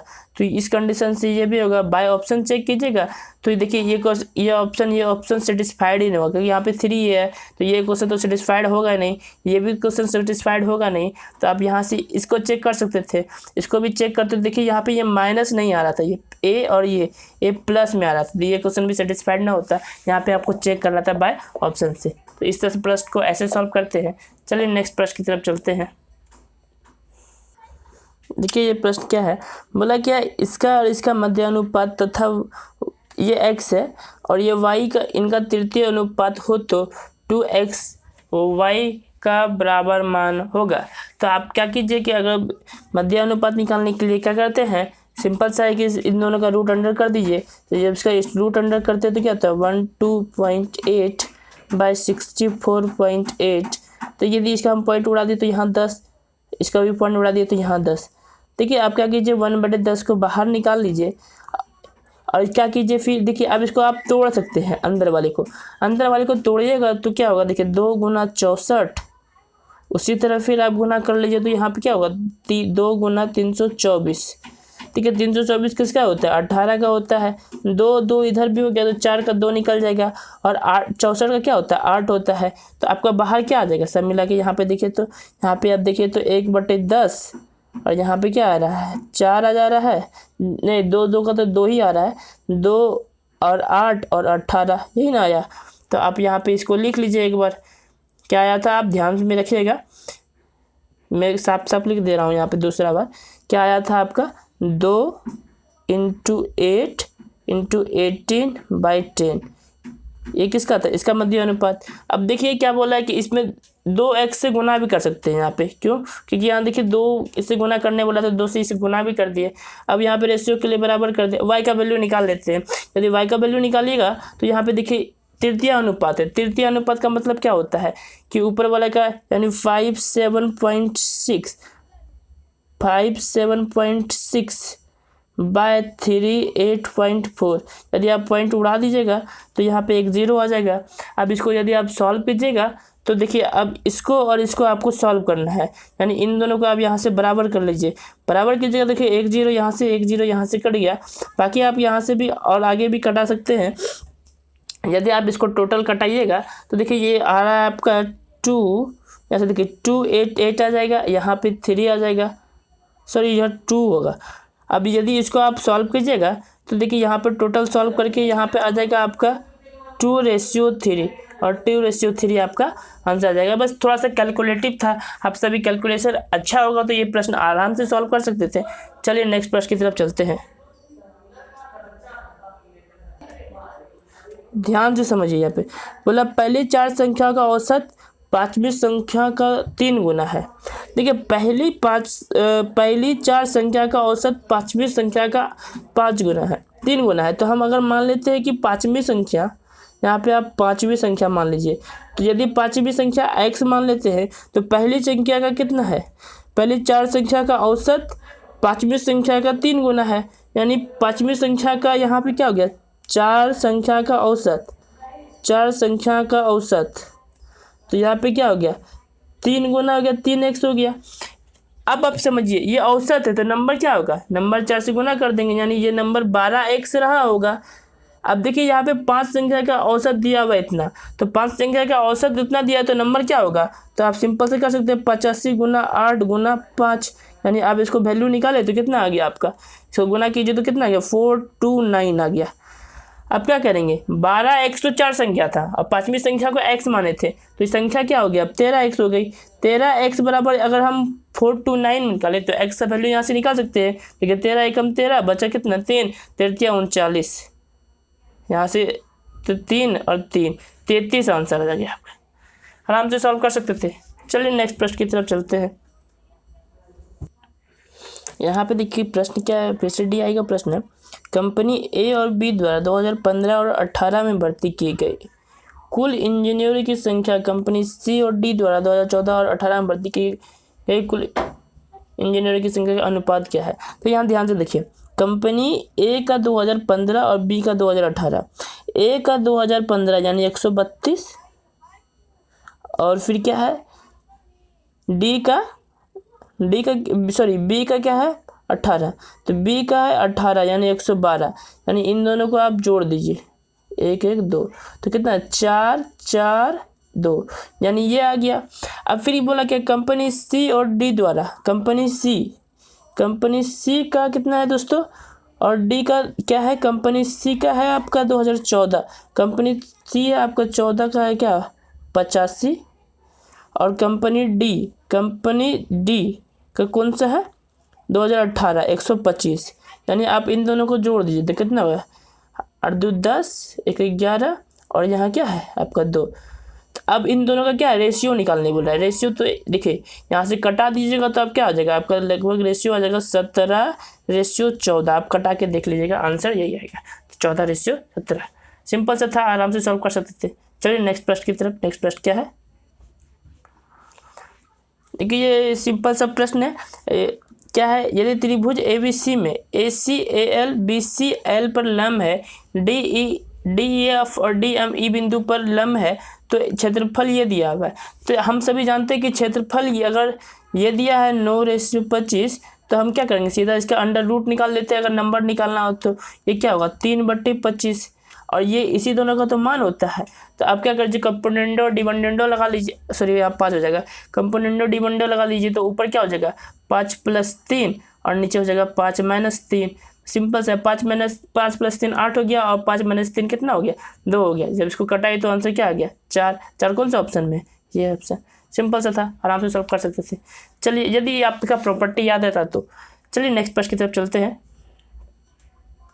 देखिए ये प्रश्न है और ये इजी प्रश्न है, आप इसको सॉल्व कर सकते हैं। देखिए यहाँ पे क्या है कोसेक थीटा और ये सेक थीटा। तो देखिए कोसेक थीटा और सेक थीटा तो ये इजी है, दोनों कट जाएगा। देखिए कैसे कट जाएगा, यानी कोसेक थीटा को तो हम लिख सकते हैं सेक थीटा 90 - 85 + थीटा। देखिए जब इसको चेंज कीजिएगा तो क्या आ जाएगा सेक 5 - थीटा, सॉरी यार 5 - थीटा। देखिए ये प्लस में और ये माइनस में कट गया। सेम कंडीशन यहाँ भी होता, तो 1 - 1 क्या हो जाता है 0 हो जाता है, और 0 ये वैल्यू गया है। आराम से सॉल्व कर सकते थे। चलिए नेक्स्ट प्रश्न की तरफ। यहाँ पे क्या किसी वृत्त के चारों ओर चतुर्भुज ABCD खींचा जाता है। किसी वृत्त के चारों ओर क्या बोल रहा है दोस्तों, किसी वृत्त के चारों ओर चतुर्भुज खींचा जाता है। तो यहाँ पे चतुर्भुज खींचा गया किसी वृत्त के, तो यहाँ पे वृत्त के चारों ओर मान लीजिए दोस्तों। अब क्या बोला गया AB, यहाँ पे नाम रख देते ABCD नाम रख दीजिए। देखिए AB कितना है आपका 8 है, BC कितना है 7 है, CD 6 है, तो ये बताना आपको। तो बोल रहा है क्या AD आपको बताना है। तो सिंपल सा होता है दोस्तों, अपोजिट साइड का सम और दोनों अपोजिट साइड का सम सेम होना चाहिए। यानी यहाँ पे आपका AB + CD बराबर होना चाहिए AD + BC के। तो AB और BC कितना हो गया दोस्तों 8 + 6 यानी कितना हो गया 14, और ये भी कितना है 7, और इसमें क्या जोड़ेंगे जो 14 हो जाएगा 7 जोड़ेंगे दोस्तों, तो ऑप्शन क्या हो जाएगा यहाँ पे 7, तभी तो 14 होगा 7 हो जाएगा। चलते हैं नेक्स्ट प्रश्न की तरफ। ये क्या है हमारा नेक्स्ट प्रश्न, फिर से हमारा प्रश्न है और ये काफ़ी इजी प्रश्न है। देखिए क्या बोला 2014 से 2017 तक कंपनी ए द्वारा भर्ती की गई इंजीनियरों की कुल संख्या 2019 में उन सभी 4 कंपनियों द्वारा भर्ती किए गए इंजीनियरों की कुल संख्या का कितना प्रतिशत है। तो 2014 से 2017, 2014 में एक और 2017 में एक। देखिए दोस्तों तो 2014 में एक, 2014 में एक कितना है दोस्तों 120 है, तो लेके 2017 तक है ना दोस्तों। तो 2014 से लेकर 2017 तक यहाँ तक है, यानी आप इसको जोड़ लीजिएगा तो कितना आ जाएगा आपका, ये आ जाएगा आपका 500, सॉरी 520 आ जाएगा जोड़िएगा तो। अब उसके बाद देखिए दोस्तों क्या बोला है कि 2019 में सभी 4 कंपनियों द्वारा भर्ती किए गए इंजीनियरों की कुल संख्या। तो 2020 में सभी 4 कंपनियों जो द्वारा भर्ती किया, तो ये कितना आ गया आपका जोड़िएगा तो ये सभी का आ जाएगा सम आपका 500। तो भर्ती हुआ, तो बोला कि कितना प्रतिशत अधिक है। तो देखिए 20 अधिक है किस में से 500 में से, और इसको परसेंटेज के लिए 100, जब इसको आप सॉल्व कीजिएगा तो 5 चौक 20 यानी 4%। 4% कौन सा ऑप्शन में, ये आराम से सॉल्व कर सकते थे। चलिए नेक्स्ट प्रश्न की तरफ। देखिए ये भी इजी प्रश्न है, टाइम एंड हाँ डिस्टेंस एंड टाइम का है। ए और बी एक ही समय पर क्रमशः एक्स और वाई स्थान से एक दूसरे तरफ बढ़ते हैं। तो मान लेते हैं यहाँ पे ये एक ही तरफ से बढ़ रहे हैं दोस्तों। बोल रहा है कि ए की चाल बी की चाल की 5% 20% अधिक है। तो 20% अधिक होगा दोस्तों, तो हम मान लेते हैं इसका S1 है, इसका स्पीड S2 है। यदि 20% अधिक है तो इसका 5 होगा, तो इसका 6 चाल होगा। यहाँ तो कोई दिक्कत दोस्तों। अब क्या बोला कि कोई पॉइंट है x। देखिए रास्ते मिलने के बाद ए और बी से क्रमशः वाई से एक्स पहुँचने में 2.5 घंटा लेते हैं और x घंटे लगते हैं। यानी इसको यहाँ तक मिलने में x घंटा लगता है, इसको कितना लगता है 5/2 हम लिख सकते हैं ना, 2.5 को 5/2 घंटा लगते हैं। अब क्या बोला गया है कि x का वैल्यू निकालिए। तो इसका एक शॉर्टकट ट्रिक होता है दोस्तों। देखिए S1/S2, तो इसका रूट अंडर क्या हो जाएगा, तो आप इसको मान सकते हैं T2 और इसको T1 क्योंकि टाइम से होगा। तो यहाँ पे क्या होता है दोस्तों T1। अब इसका वैल्यू पुट कर दीजिए। यदि वैल्यू पुट कीजिएगा तो S1 का वैल्यू कितना है 6 है, S2 का वैल्यू 5 है। अब देखिए रूट अंडर में डालिए, T2 यानी x था और T1 कितना है आपका 5/2, यानी आप इसको लिख सकते हैं ना, यहाँ पे 5/2 को उल्टा करके लिख सकते हैं। तो यहाँ पे क्या लिखेगा 2/5, 5/2। अब देखिए ये रूट इधर से आ गया तो इस पर स्क्वायर हो गया, तो यहाँ से क्या लिख सकते हैं आप 36/25। देखिए 5 से 5 कट गया, तो बच गया क्या x का वैल्यू क्या हो गया 36/2। यहाँ से हम लिख सकते हैं, देखिए क्या क्या यहाँ से क्या हो गया आपका 18, यहाँ से कट गया, 2 से यहाँ कटा दीजिए 18 हो गया। तो x का वैल्यू हो गया आपका 18/5। 18/5 को क्या लिख सकते हैं 3/3/5। चलते हैं नेक्स्ट क्वेश्चन की तरफ। देखिए ये प्रश्न है, थोड़ा अच्छा प्रश्न है, ठीक है। सेक थीटा और ये आप इसको क्या कीजिए कि कंपोनेंडो डिविडेंडो लगा दीजिए। तो इसमें क्या हो जाएगा कंपोनेंडो डिविडेंडो लगाने पर क्या हो जाएगा आपका, देखिए तो sec theta plus tan theta. Sec theta tan theta का वैल्यू क्या हो गया आपका, यहाँ से कीजिएगा तो 8/2 यानी 4 आ जाएगा, 4/1। तो देखिए सेक थीटा टेन थीटा का वैल्यू आ गया। तो यहाँ से आप क्या कर सकते हैं बेस, यानी यहाँ पे P/H आ गया, यानी P पता चल गया आपको, H पता चल गया। आपको क्या निकालना है B निकालना है। B निकालेंगे तो क्या होगा ये √15 आ गया। B का वैल्यू पता चल गया। अब आपको क्या निकालना है, सिंपल सा है, आराम से निकाल सकते थे। तो देखिए अब यहाँ से क्या है 4, यानी इसका वैल्यू निकालना है आपको और इसका वैल्यू निकालना है। तो आप क्या कीजिए सिंपल सा पुट कर दीजिए। जब पुट कीजिएगा तो क्या होगा, देखिए कॉसेक थीटा का वैल्यू क्या होता है H/P। तो H का वैल्यू क्या है, सॉरी यहाँ पे उल्टा लिखा गया है H/P। H का वैल्यू 4/1। तो कॉट थीटा का वैल्यू क्या B/P यानी √15। सेम यहाँ पे कंडीशन आ गया 4 माइनस √15। जब इसको आप सॉल्व कीजिएगा तो देखिए यहाँ पे क्या कीजिए रेशनलाइज कर दीजिए, यानी परिमयकरण कर दीजिए। परिमयकरण कीजिएगा तो यहाँ देखिए आ जाएगा 16 + 15 + 8 √15 बट्टे, देखिए यहाँ पे 4 का स्क्वायर 16, 15 का स्क्वायर कटेंगे तो 15 कट जाएगा यानी 1। तो यही आ जाएगा। यदि आप इसको सॉल्व कीजिएगा तो कि 15 यहाँ पे यहाँ देखिए 15 16 कितना हो गया 31 + 8 √15 कौन से ऑप्शन में है, देखिए ये आराम से आप सॉल्व कर सकते थे, इजी था। चलते हैं नेक्स्ट प्रश्न की तरफ। हम नेक्स्ट प्रश्न की तरफ चलते हैं। तो नेक्स्ट प्रश्न है हमारा, देखिए क्या बोला है, क्या ए एक निश्चित काम को 40 दिनों में पूरा कर सकता है जबकि बी ए से 25% अधिक कार्यकुशल है और सी बी से 28% अधिक कुशल है, तो वे एक साथ 5 दिनों तक काम करते हैं। अकेले बी द्वारा शेष कार्य को कितने दिनों में पूरा किया जा सकता है। तो देखिए इस तरह के प्रश्न क्या कीजिए, पहले आप रेशियो में चेंज कर लीजिए। देखिए यहाँ क्या है ए और बी, बोला क्या है कि 25% का अधिक कार्य कुशल है, तो ए से है यानी ए का वैल्यू अगर 4 है तो बी 5, तो बी कितना हो गया आपका 5। अब क्या बोला है देखिए फिर कि सी बी से 28% अधिक है, तो सी बी से 28% अधिक है। तो आप इसको प्रतिशत में यदि लिखें तो कितना लिख सकते हैं, देखिए तो 25/32 लिख सकते हैं कटा के, आप कटा के चेक कर लीजिएगा। तो उस कंडीशन में यहाँ देखिए यहाँ पे भी क्या है कि यहाँ बी कितना है 25 और यहाँ पे बी होगा, सॉरी यहाँ पे गलती हो गया, यहाँ पे A/B यहाँ पे आपका हो जाएगा 4/5, ठीक है। अब यहाँ से आप देखिए बी का यहाँ वैल्यू 25 है तो यहाँ भी वैल्यू 25 ले सकते हैं। बोलता है क्या, क्वेश्चन क्या है देखिए, ए एक कार्य को ध्यान से देखिए 40 दिनों में पूरा कर सकता है, बी ए से 25% अधिक कार्य कुशल है। यदि बी ए से अधिक कार्य कुशल है तो 4 ए का हो गया, तो ये इसका 5 हो गया। नेक्स्ट क्या बोल रहा है, सी बी से 28% अधिक कार्य कुशल है, यानी सी बी से 28% अधिक कार्य कुशल है, तो यहाँ पे आप उसको रेशियो में चेंज कीजिएगा तो 35 बच्चे 25 हो जाएगा। ठीक है, अब यहाँ पे पूरा क्या गया देखिए, वे अब इसका रेशियो निकालने, ठीक है, तो यहाँ भी 25 है तो यहाँ भी 25 करने के लिए यहाँ 5 से गुना कर देंगे, यहाँ भी 5 से गुना, तो यहाँ पे ए बी और सी का रेशियो क्या आ गया आपका, देखिए तो ए का रेशियो आ गया 20, बी का रेशियो आ गया 25 और सी का रेशियो आ गया 32। ये रेशियो है यहाँ पे। अब ध्यान से देखिए, बोला कि वे एक साथ 5 दिन तक काम करते हैं, यानी ये इसका इफ़िशियंसी आ गया है तीनों का। तो वो अगर ये 5 दिन तक लगातार काम करेंगे तो क्या करेंगे, सबको जोड़ लीजिए, सबको यदि आप जोड़ लीजिएगा तो कितना आता है 77 काम करेंगे 5 दिन तक, यानी 385 काम ये लोग कर लेंगे।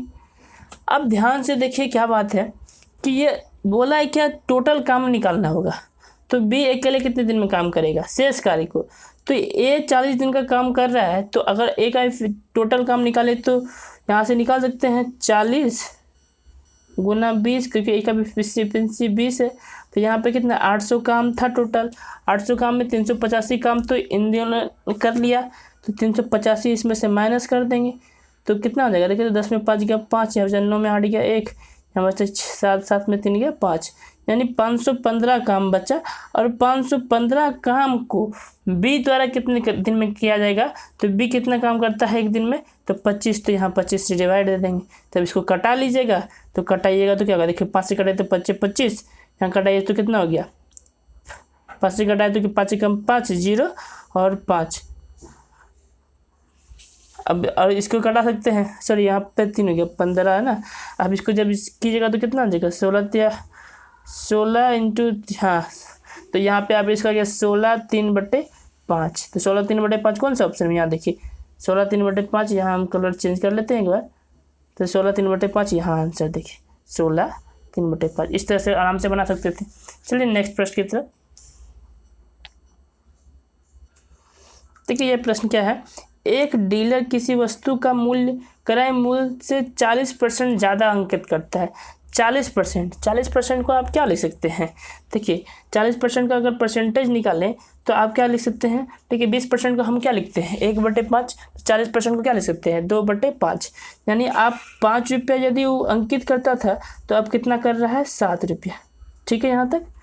अब देखिए क्या है, उसके अंकित मूल्य पर 20% और 25% की 2 क्रमिक छूट भी दी रही है, 20% की छूट, यानी 5 से 4 पे छूट मिला, उसके बाद फिर 25% की छूट, यानी कितना तो 25% क्या होता है 1/4, तो 4 से छूट मिला 3 पर। अब देखिए यहाँ से आप चेंज कर लीजिए, इसको आप CP मान लीजिए, इसको आप SP मान लीजिए, उस पर हानि कितना हो रही है, देखिए जो कट रहा है कटा सकते हैं आप, ये 4 कट गया तो ये कितना बचा, देखिए तो 25 और 7 21, तो यहाँ पे देखिए अब यहाँ पे बोल रहा है कि 140 की हानि हुई, लेकिन रेशियो में देखेंगे तो आपको कितने की हानि हो रही है 25 और ये 4 की हानि हो रही है, तो 4 की हानि नहीं, यहाँ पे 140 की हानि हो रही है, तो 140 को इसके बराबर कर दीजिए तो कितना होता है, देखिए तो 4 तिया 12 4 पंचे 20, एक रेशियो बराबर 35 हो गया।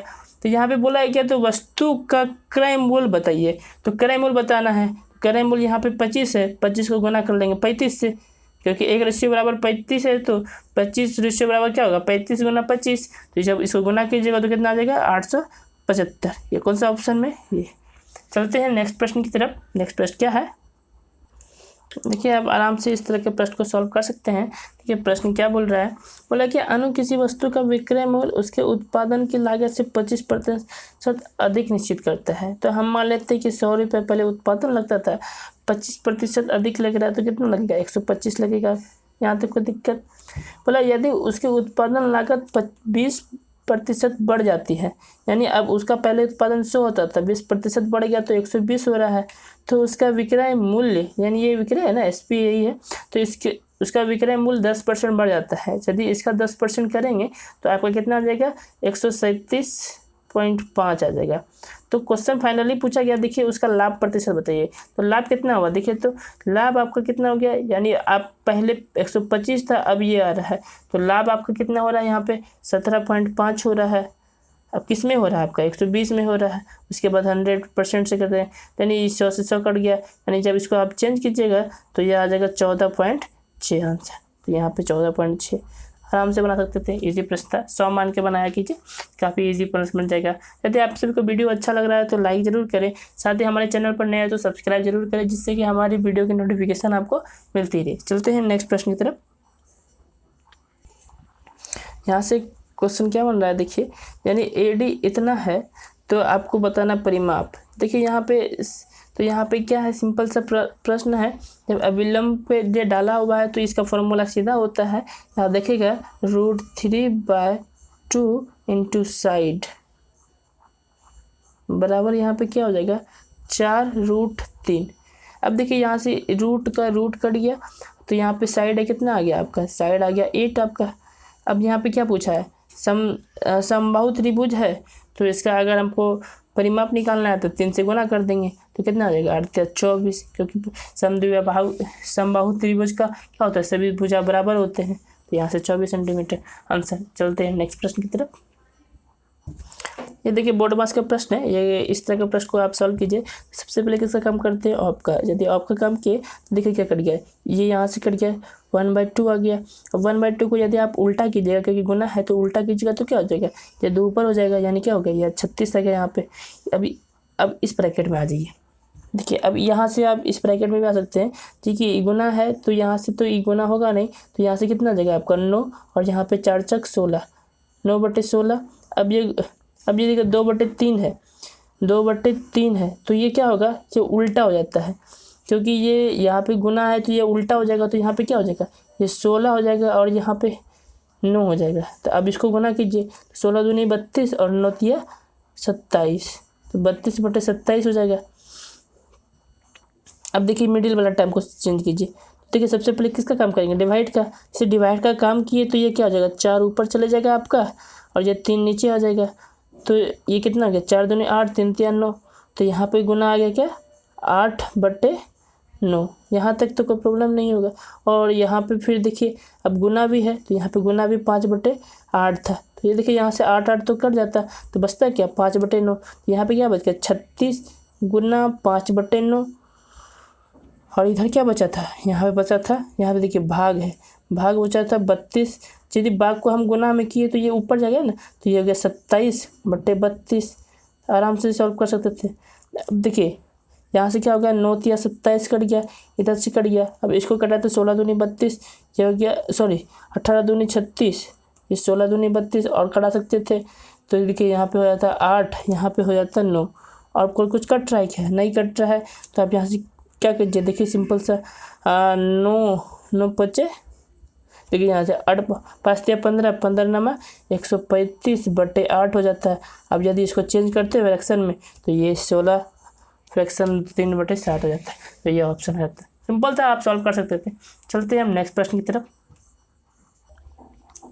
अब इंग्लिश के प्रश्न की तरफ आ गए, तो यह इंग्लिश का प्रश्न पढ़िए। देखिए यहाँ बोल रहा है इम्प्रूवमेंट का प्रश्न है, तो there is a great degrade in value in modern age. तो डिग्रेड इन वैल्यू की जगह क्या सब्स्टिट्यूशन होगा, तो देखिए डिग्रेड नहीं होता है, डिग्रेडेशन होता है। क्या होता है दोस्तों, डिग्रेडेशन ऑफ वैल्यू। देखिए मैं इस बेसिस पे, ये जो वीडियो हमारा है इस बेसिस पे ध्यान रखिएगा आप सभी, क्योंकि इसकी बेसिकली जो वीडियो है आप सभी के लिए इसलिए बना रहा हूँ कि आप सभी को पैटर्न समझ में आए कि किस तरह के पैटर्न होते हैं और किस तरह हम एग्ज़ाम में किस बेसिस पे हम इसको सॉल्व करेंगे, ठीक है। तो इसलिए आप इस वीडियो को एक स्ट्रेटेजी के तौर पे ले कि किस तरह से हम स्ट्रेटेजी एग्ज़ाम में फॉलो करेंगे। चलिए तो देखते हैं नेक्स्ट क्वेश्चन की तरफ। बोला क्या है, देखिए identify the segment which contain the grammatical error. अब ग्रामेटिकल एरर क्या है इसमें देखिए, the modern man is busy acquiring more and more wealth and designing way to क्या invest in more sense pleasures. देखिए इन मोर सेंस नहीं होगा, यहाँ पे मोर सेंस नहीं होता है, तो यहाँ पे एरर यही होगा यहाँ पे। ठीक है, चलते हैं हम नेक्स्ट क्वेश्चन की तरफ। नेक्स्ट क्वेश्चन क्या है हमारा, देखिए यहाँ पे इनडायरेक्ट फॉर्म में इसको बनाना है।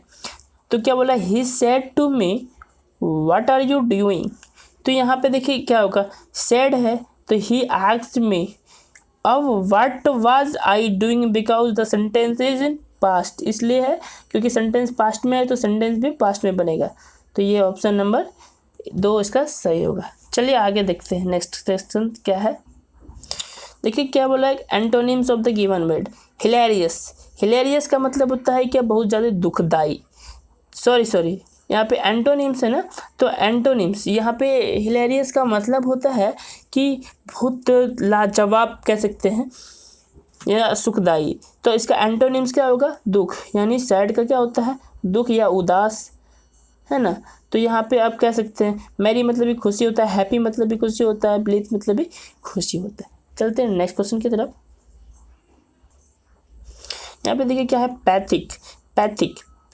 पैथेटिक है यहाँ पे, सॉरी पैथेटिक का मतलब होता है शानदार यानी अच्छा, सुहावना कह सकते हैं।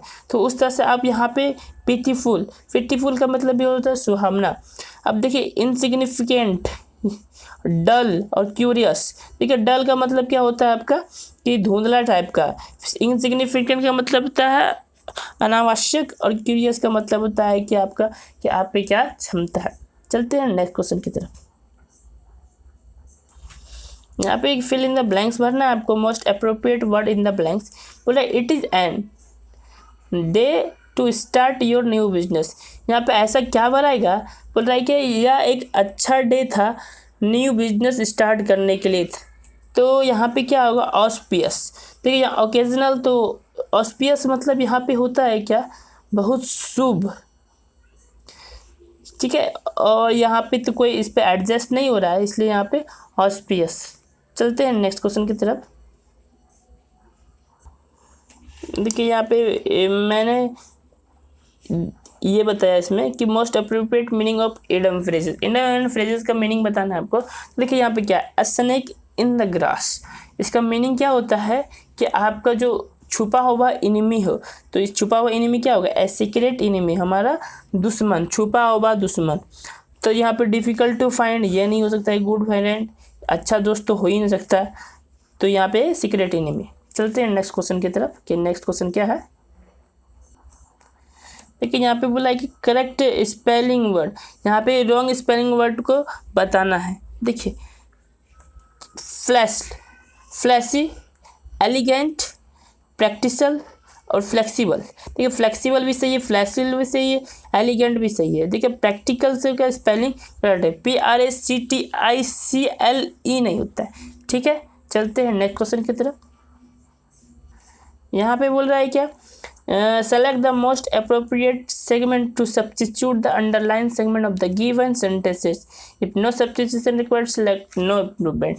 तो बोला a man is need pleaded for help.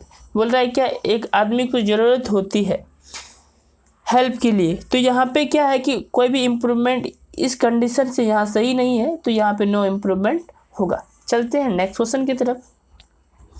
Plus select one of the following group for word. यहाँ पे ग्रुप्स ऑफ वर्ड के लिए आपको एक वर्ड चुनना है। तो हिंदी में बोलते हैं अनेक शब्दों के लिए एक शब्द। बोला a period of 10 years, a periods of 10 year यानी ऐसा समय जो 10 सालों का हो, तो उसको डेकेड बोलते हैं। ठीक है, यहाँ सेंचुरी का मतलब होता है ऐसा पीरियड जो 100 सालों का हो, 100 ईयर्स। ठीक है, चलते हैं नेक्स्ट क्वेश्चन की तरफ। देखिए यहाँ रॉन्गली स्पेल्ड वर्ड को सिलेक्ट करना है। देखिए एक्सटेंशन, मेंशन, परसुएशन, यहाँ पे क्या है ऑस्टेंशन, यहाँ पे ये वाला वर्ड नहीं होगा। ठीक है, तो यहाँ पे ये ध्यान रखिएगा, ये वर्ड सही नहीं है। चलते हैं नेक्स्ट क्वेश्चन की तरफ। यहाँ पे देखिए क्या है, synonyms of the given words. तो देखिए पेनिटेंस, यहाँ पे पेनिटेंस का मतलब क्या होता है, यहाँ ध्यान से देखिए। पेनिटेंस का मतलब होता है पश्चाताप। क्या होता है, पश्चाताप। ठीक है, या पछतावा, बात तो यही है, तावा। तो यहाँ पे उसका मीनिंग क्या है, देखिए यहाँ पे पेशेंस, पेशेंस का मतलब होता है यहाँ पे क्या, धैर्य। ठीक है, यहाँ पे रेपिटेंस का मतलब होता है यहाँ पे पश्चाताप या पछतावा। यहाँ तो सिनोनिम्स बताना है तो यहाँ का पेटिसेंस का रेपिटेंस होगा। चलते हैं नेक्स्ट क्वेश्चन की तरफ। नेक्स्ट क्वेश्चन क्या है, यहाँ पे जंबल वर्ड्स है, जंबल वर्ड्स को आप ध्यान से देखिए क्या बोल रहा है। देखिए अब यहाँ से सी यानी कैन से कोई वर्ड जनरली स्टार्ट नहीं होता है, तो आप यहाँ से सी को तो इसको ऑप्शन को यहाँ से पहले डिलीट कर सकते हैं। नेक्स्ट क्या है, I will give it back. देखिए I will give it back, यहाँ से भी कोई सेंटेंस नहीं होगा क्योंकि यहाँ पे किसी के थ्रू बोल रहा है कि नेक्स्ट वीक में हम बताएंगे, तो यहाँ से भी स्टार्ट नहीं हो सकता है, यानी बी और डी तो ये कट गया। अब ये देखिए, I am going to jungle safari tomorrow. ठीक है, तो यहाँ से देखिए बोले, यहाँ से कंडीशन बन रहा है कि मैं जंगल जाऊँगा। My friend told me that jungle is beautiful in this day, यहाँ भी बन रहा है। अब ए बी, इन दोनों ऑप्शन में देखना ही नहीं था, आप डायरेक्ट भी आंसर कर सकते थे। चलिए नेक्स्ट क्वेश्चन की तरफ। देखिए क्या बोल रहा है, इसमें एडम्स का मीनिंग बताने बोल रहा है। क्या बोल रहा है, ऑन सांक्स मेयर, तो इसका मतलब होता है कि पैर पर। किस पर, पैर पर। ऑन सांक्स मेयर मतलब पैर पर, ऑन फुट। चलते हैं नेक्स्ट क्वेश्चन की तरफ। नेक्स्ट क्वेश्चन क्या है, यहाँ बोला select the correct active sentences for the given sentence. बोला क्या, the thief was being arrested by the police. बोला क्या, जो थीफ था वह अरेस्टेड हुआ पुलिस के द्वारा। तो यहाँ पे क्या है कि करेक्ट एक्टिव फॉर्म्स क्या होगा, तो देखिए यहाँ पे क्या है, इसका सब्जेक्ट ये हो रहा है, तो क्या होगा, और ये ऑब्जेक्ट, सॉरी यहाँ पे से इसका सब्जेक्ट, यहाँ पे ऑब्जेक्ट। और पैसिव में क्या होता है कि सब्जेक्ट को ऑब्जेक्ट के स्थान पर रिप्लेस कर दिया जाता है। तो यहाँ से हो गया the police was arrested by the thief. ठीक है, यहाँ से कंडीशन सही है। चलते हैं नेक्स्ट। यहाँ पे एंटोनिम्स है, आपको एंटोनिम्स बताना है, तो यहाँ से ध्यान से देखिए क्या बोला है, विशियस, विस्कियस। विस्कियस मतलब होता है देखिए क्रूरतापूर्ण। क्या होता है, क्रूरतापूर्ण। ठीक है, तो अब इसका उल्टा क्या होगा, जो दयालु हो, जो अच्छा व्यक्ति हो, तो यहाँ वर्चुअस का मतलब क्या, अच्छा, गुड बिहेवियर बोल सकते हैं, अच्छा व्यक्तित्व बोल सकते हैं, है ना, अच्छा व्यवहार यानी चरित्रवान बोल सकते हैं। अगर इसका शुद्ध हिंदी ले तो क्या हो सकता है, चरित्रवान। ठीक है, चलते हैं नेक्स्ट क्वेश्चन की तरफ। देखिए यहाँ फिर से जंबल वर्ड्स है, जंबल वर्ड्स को ध्यान से देखिए तो क्या होगा। देखिए क्या बोल रहा है, नेवरथलेस, साउंड हेल्थ, इकोनॉमी। देखिए ये भी जनरली स्टार्ट नहीं होता है कि डायरेक्ट कहीं से भी कुछ ले लेते हैं, एडवर्ब से स्टार्ट कर दिए। तो अब यहाँ से तो आप ए ऑप्शन से इसको छांट सकते हैं। अब देखिए यहाँ पे क्या है, सो यहाँ से भी आप डी ऑप्शन भी छांट सकते हैं, तो ये भी छटाइए। अब देखिए बी ऑप्शन से चेक कर सकते हैं, अ चेंज, देखिए ये बन रहा है, a change that is conductive to happiness may be termed as progress, but different people find happiness in different things. Nevertheless, sound health, economic security and mental satisfaction deserved by all. So, if a change contribute the growth of this factor in this progress, तो ये वाला एक term condition satisfied हुआ। चलते हैं next.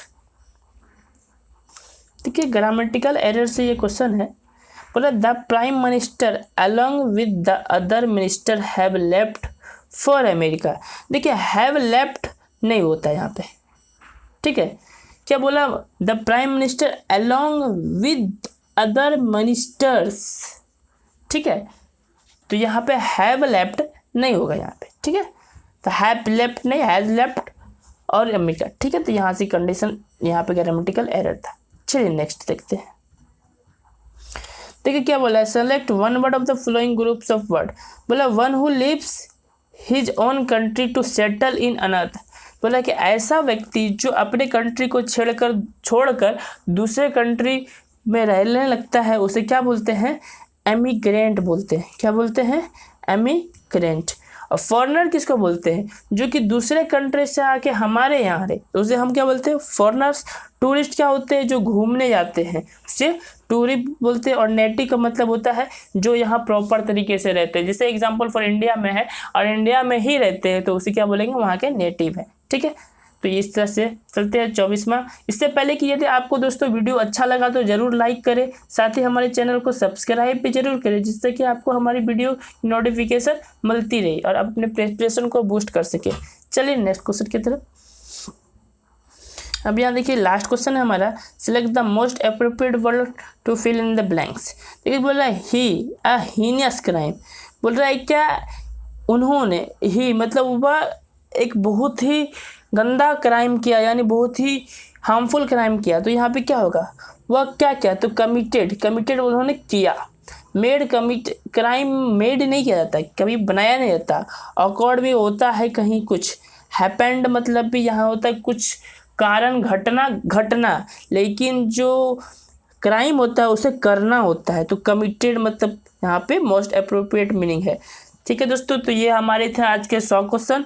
मैंने जैसा बोला था आपको 1 से 100 क्वेश्चन पूरे करवाऊंगा, मैंने करवा दिया कंप्लीट। यदि आपको वीडियो अच्छी लगे तो लाइक जरूर करें, और इसी तरह के और भी वीडियो मैंने इससे पहले बना चुके हैं, साथ ही मैं इसका लिंक डिस्क्रिप्शन में दे दूंगा पूरा, आप ज़रूर जाके देखें वहाँ पर डिस्क्रिप्शन से। साथ ही मैं इसी पर एनटीपीसी की भी तैयारी करवाता हूँ, तो आप यदि चाहते हैं एनटीपीसी के भी एग्ज़ाम की तैयारी करना तो चैनल को सब्सक्राइब जरूर करें। ठीक है, चलते हैं, मिलते हैं इसी तरह के नेक्स्ट वीडियो में। धन्यवाद।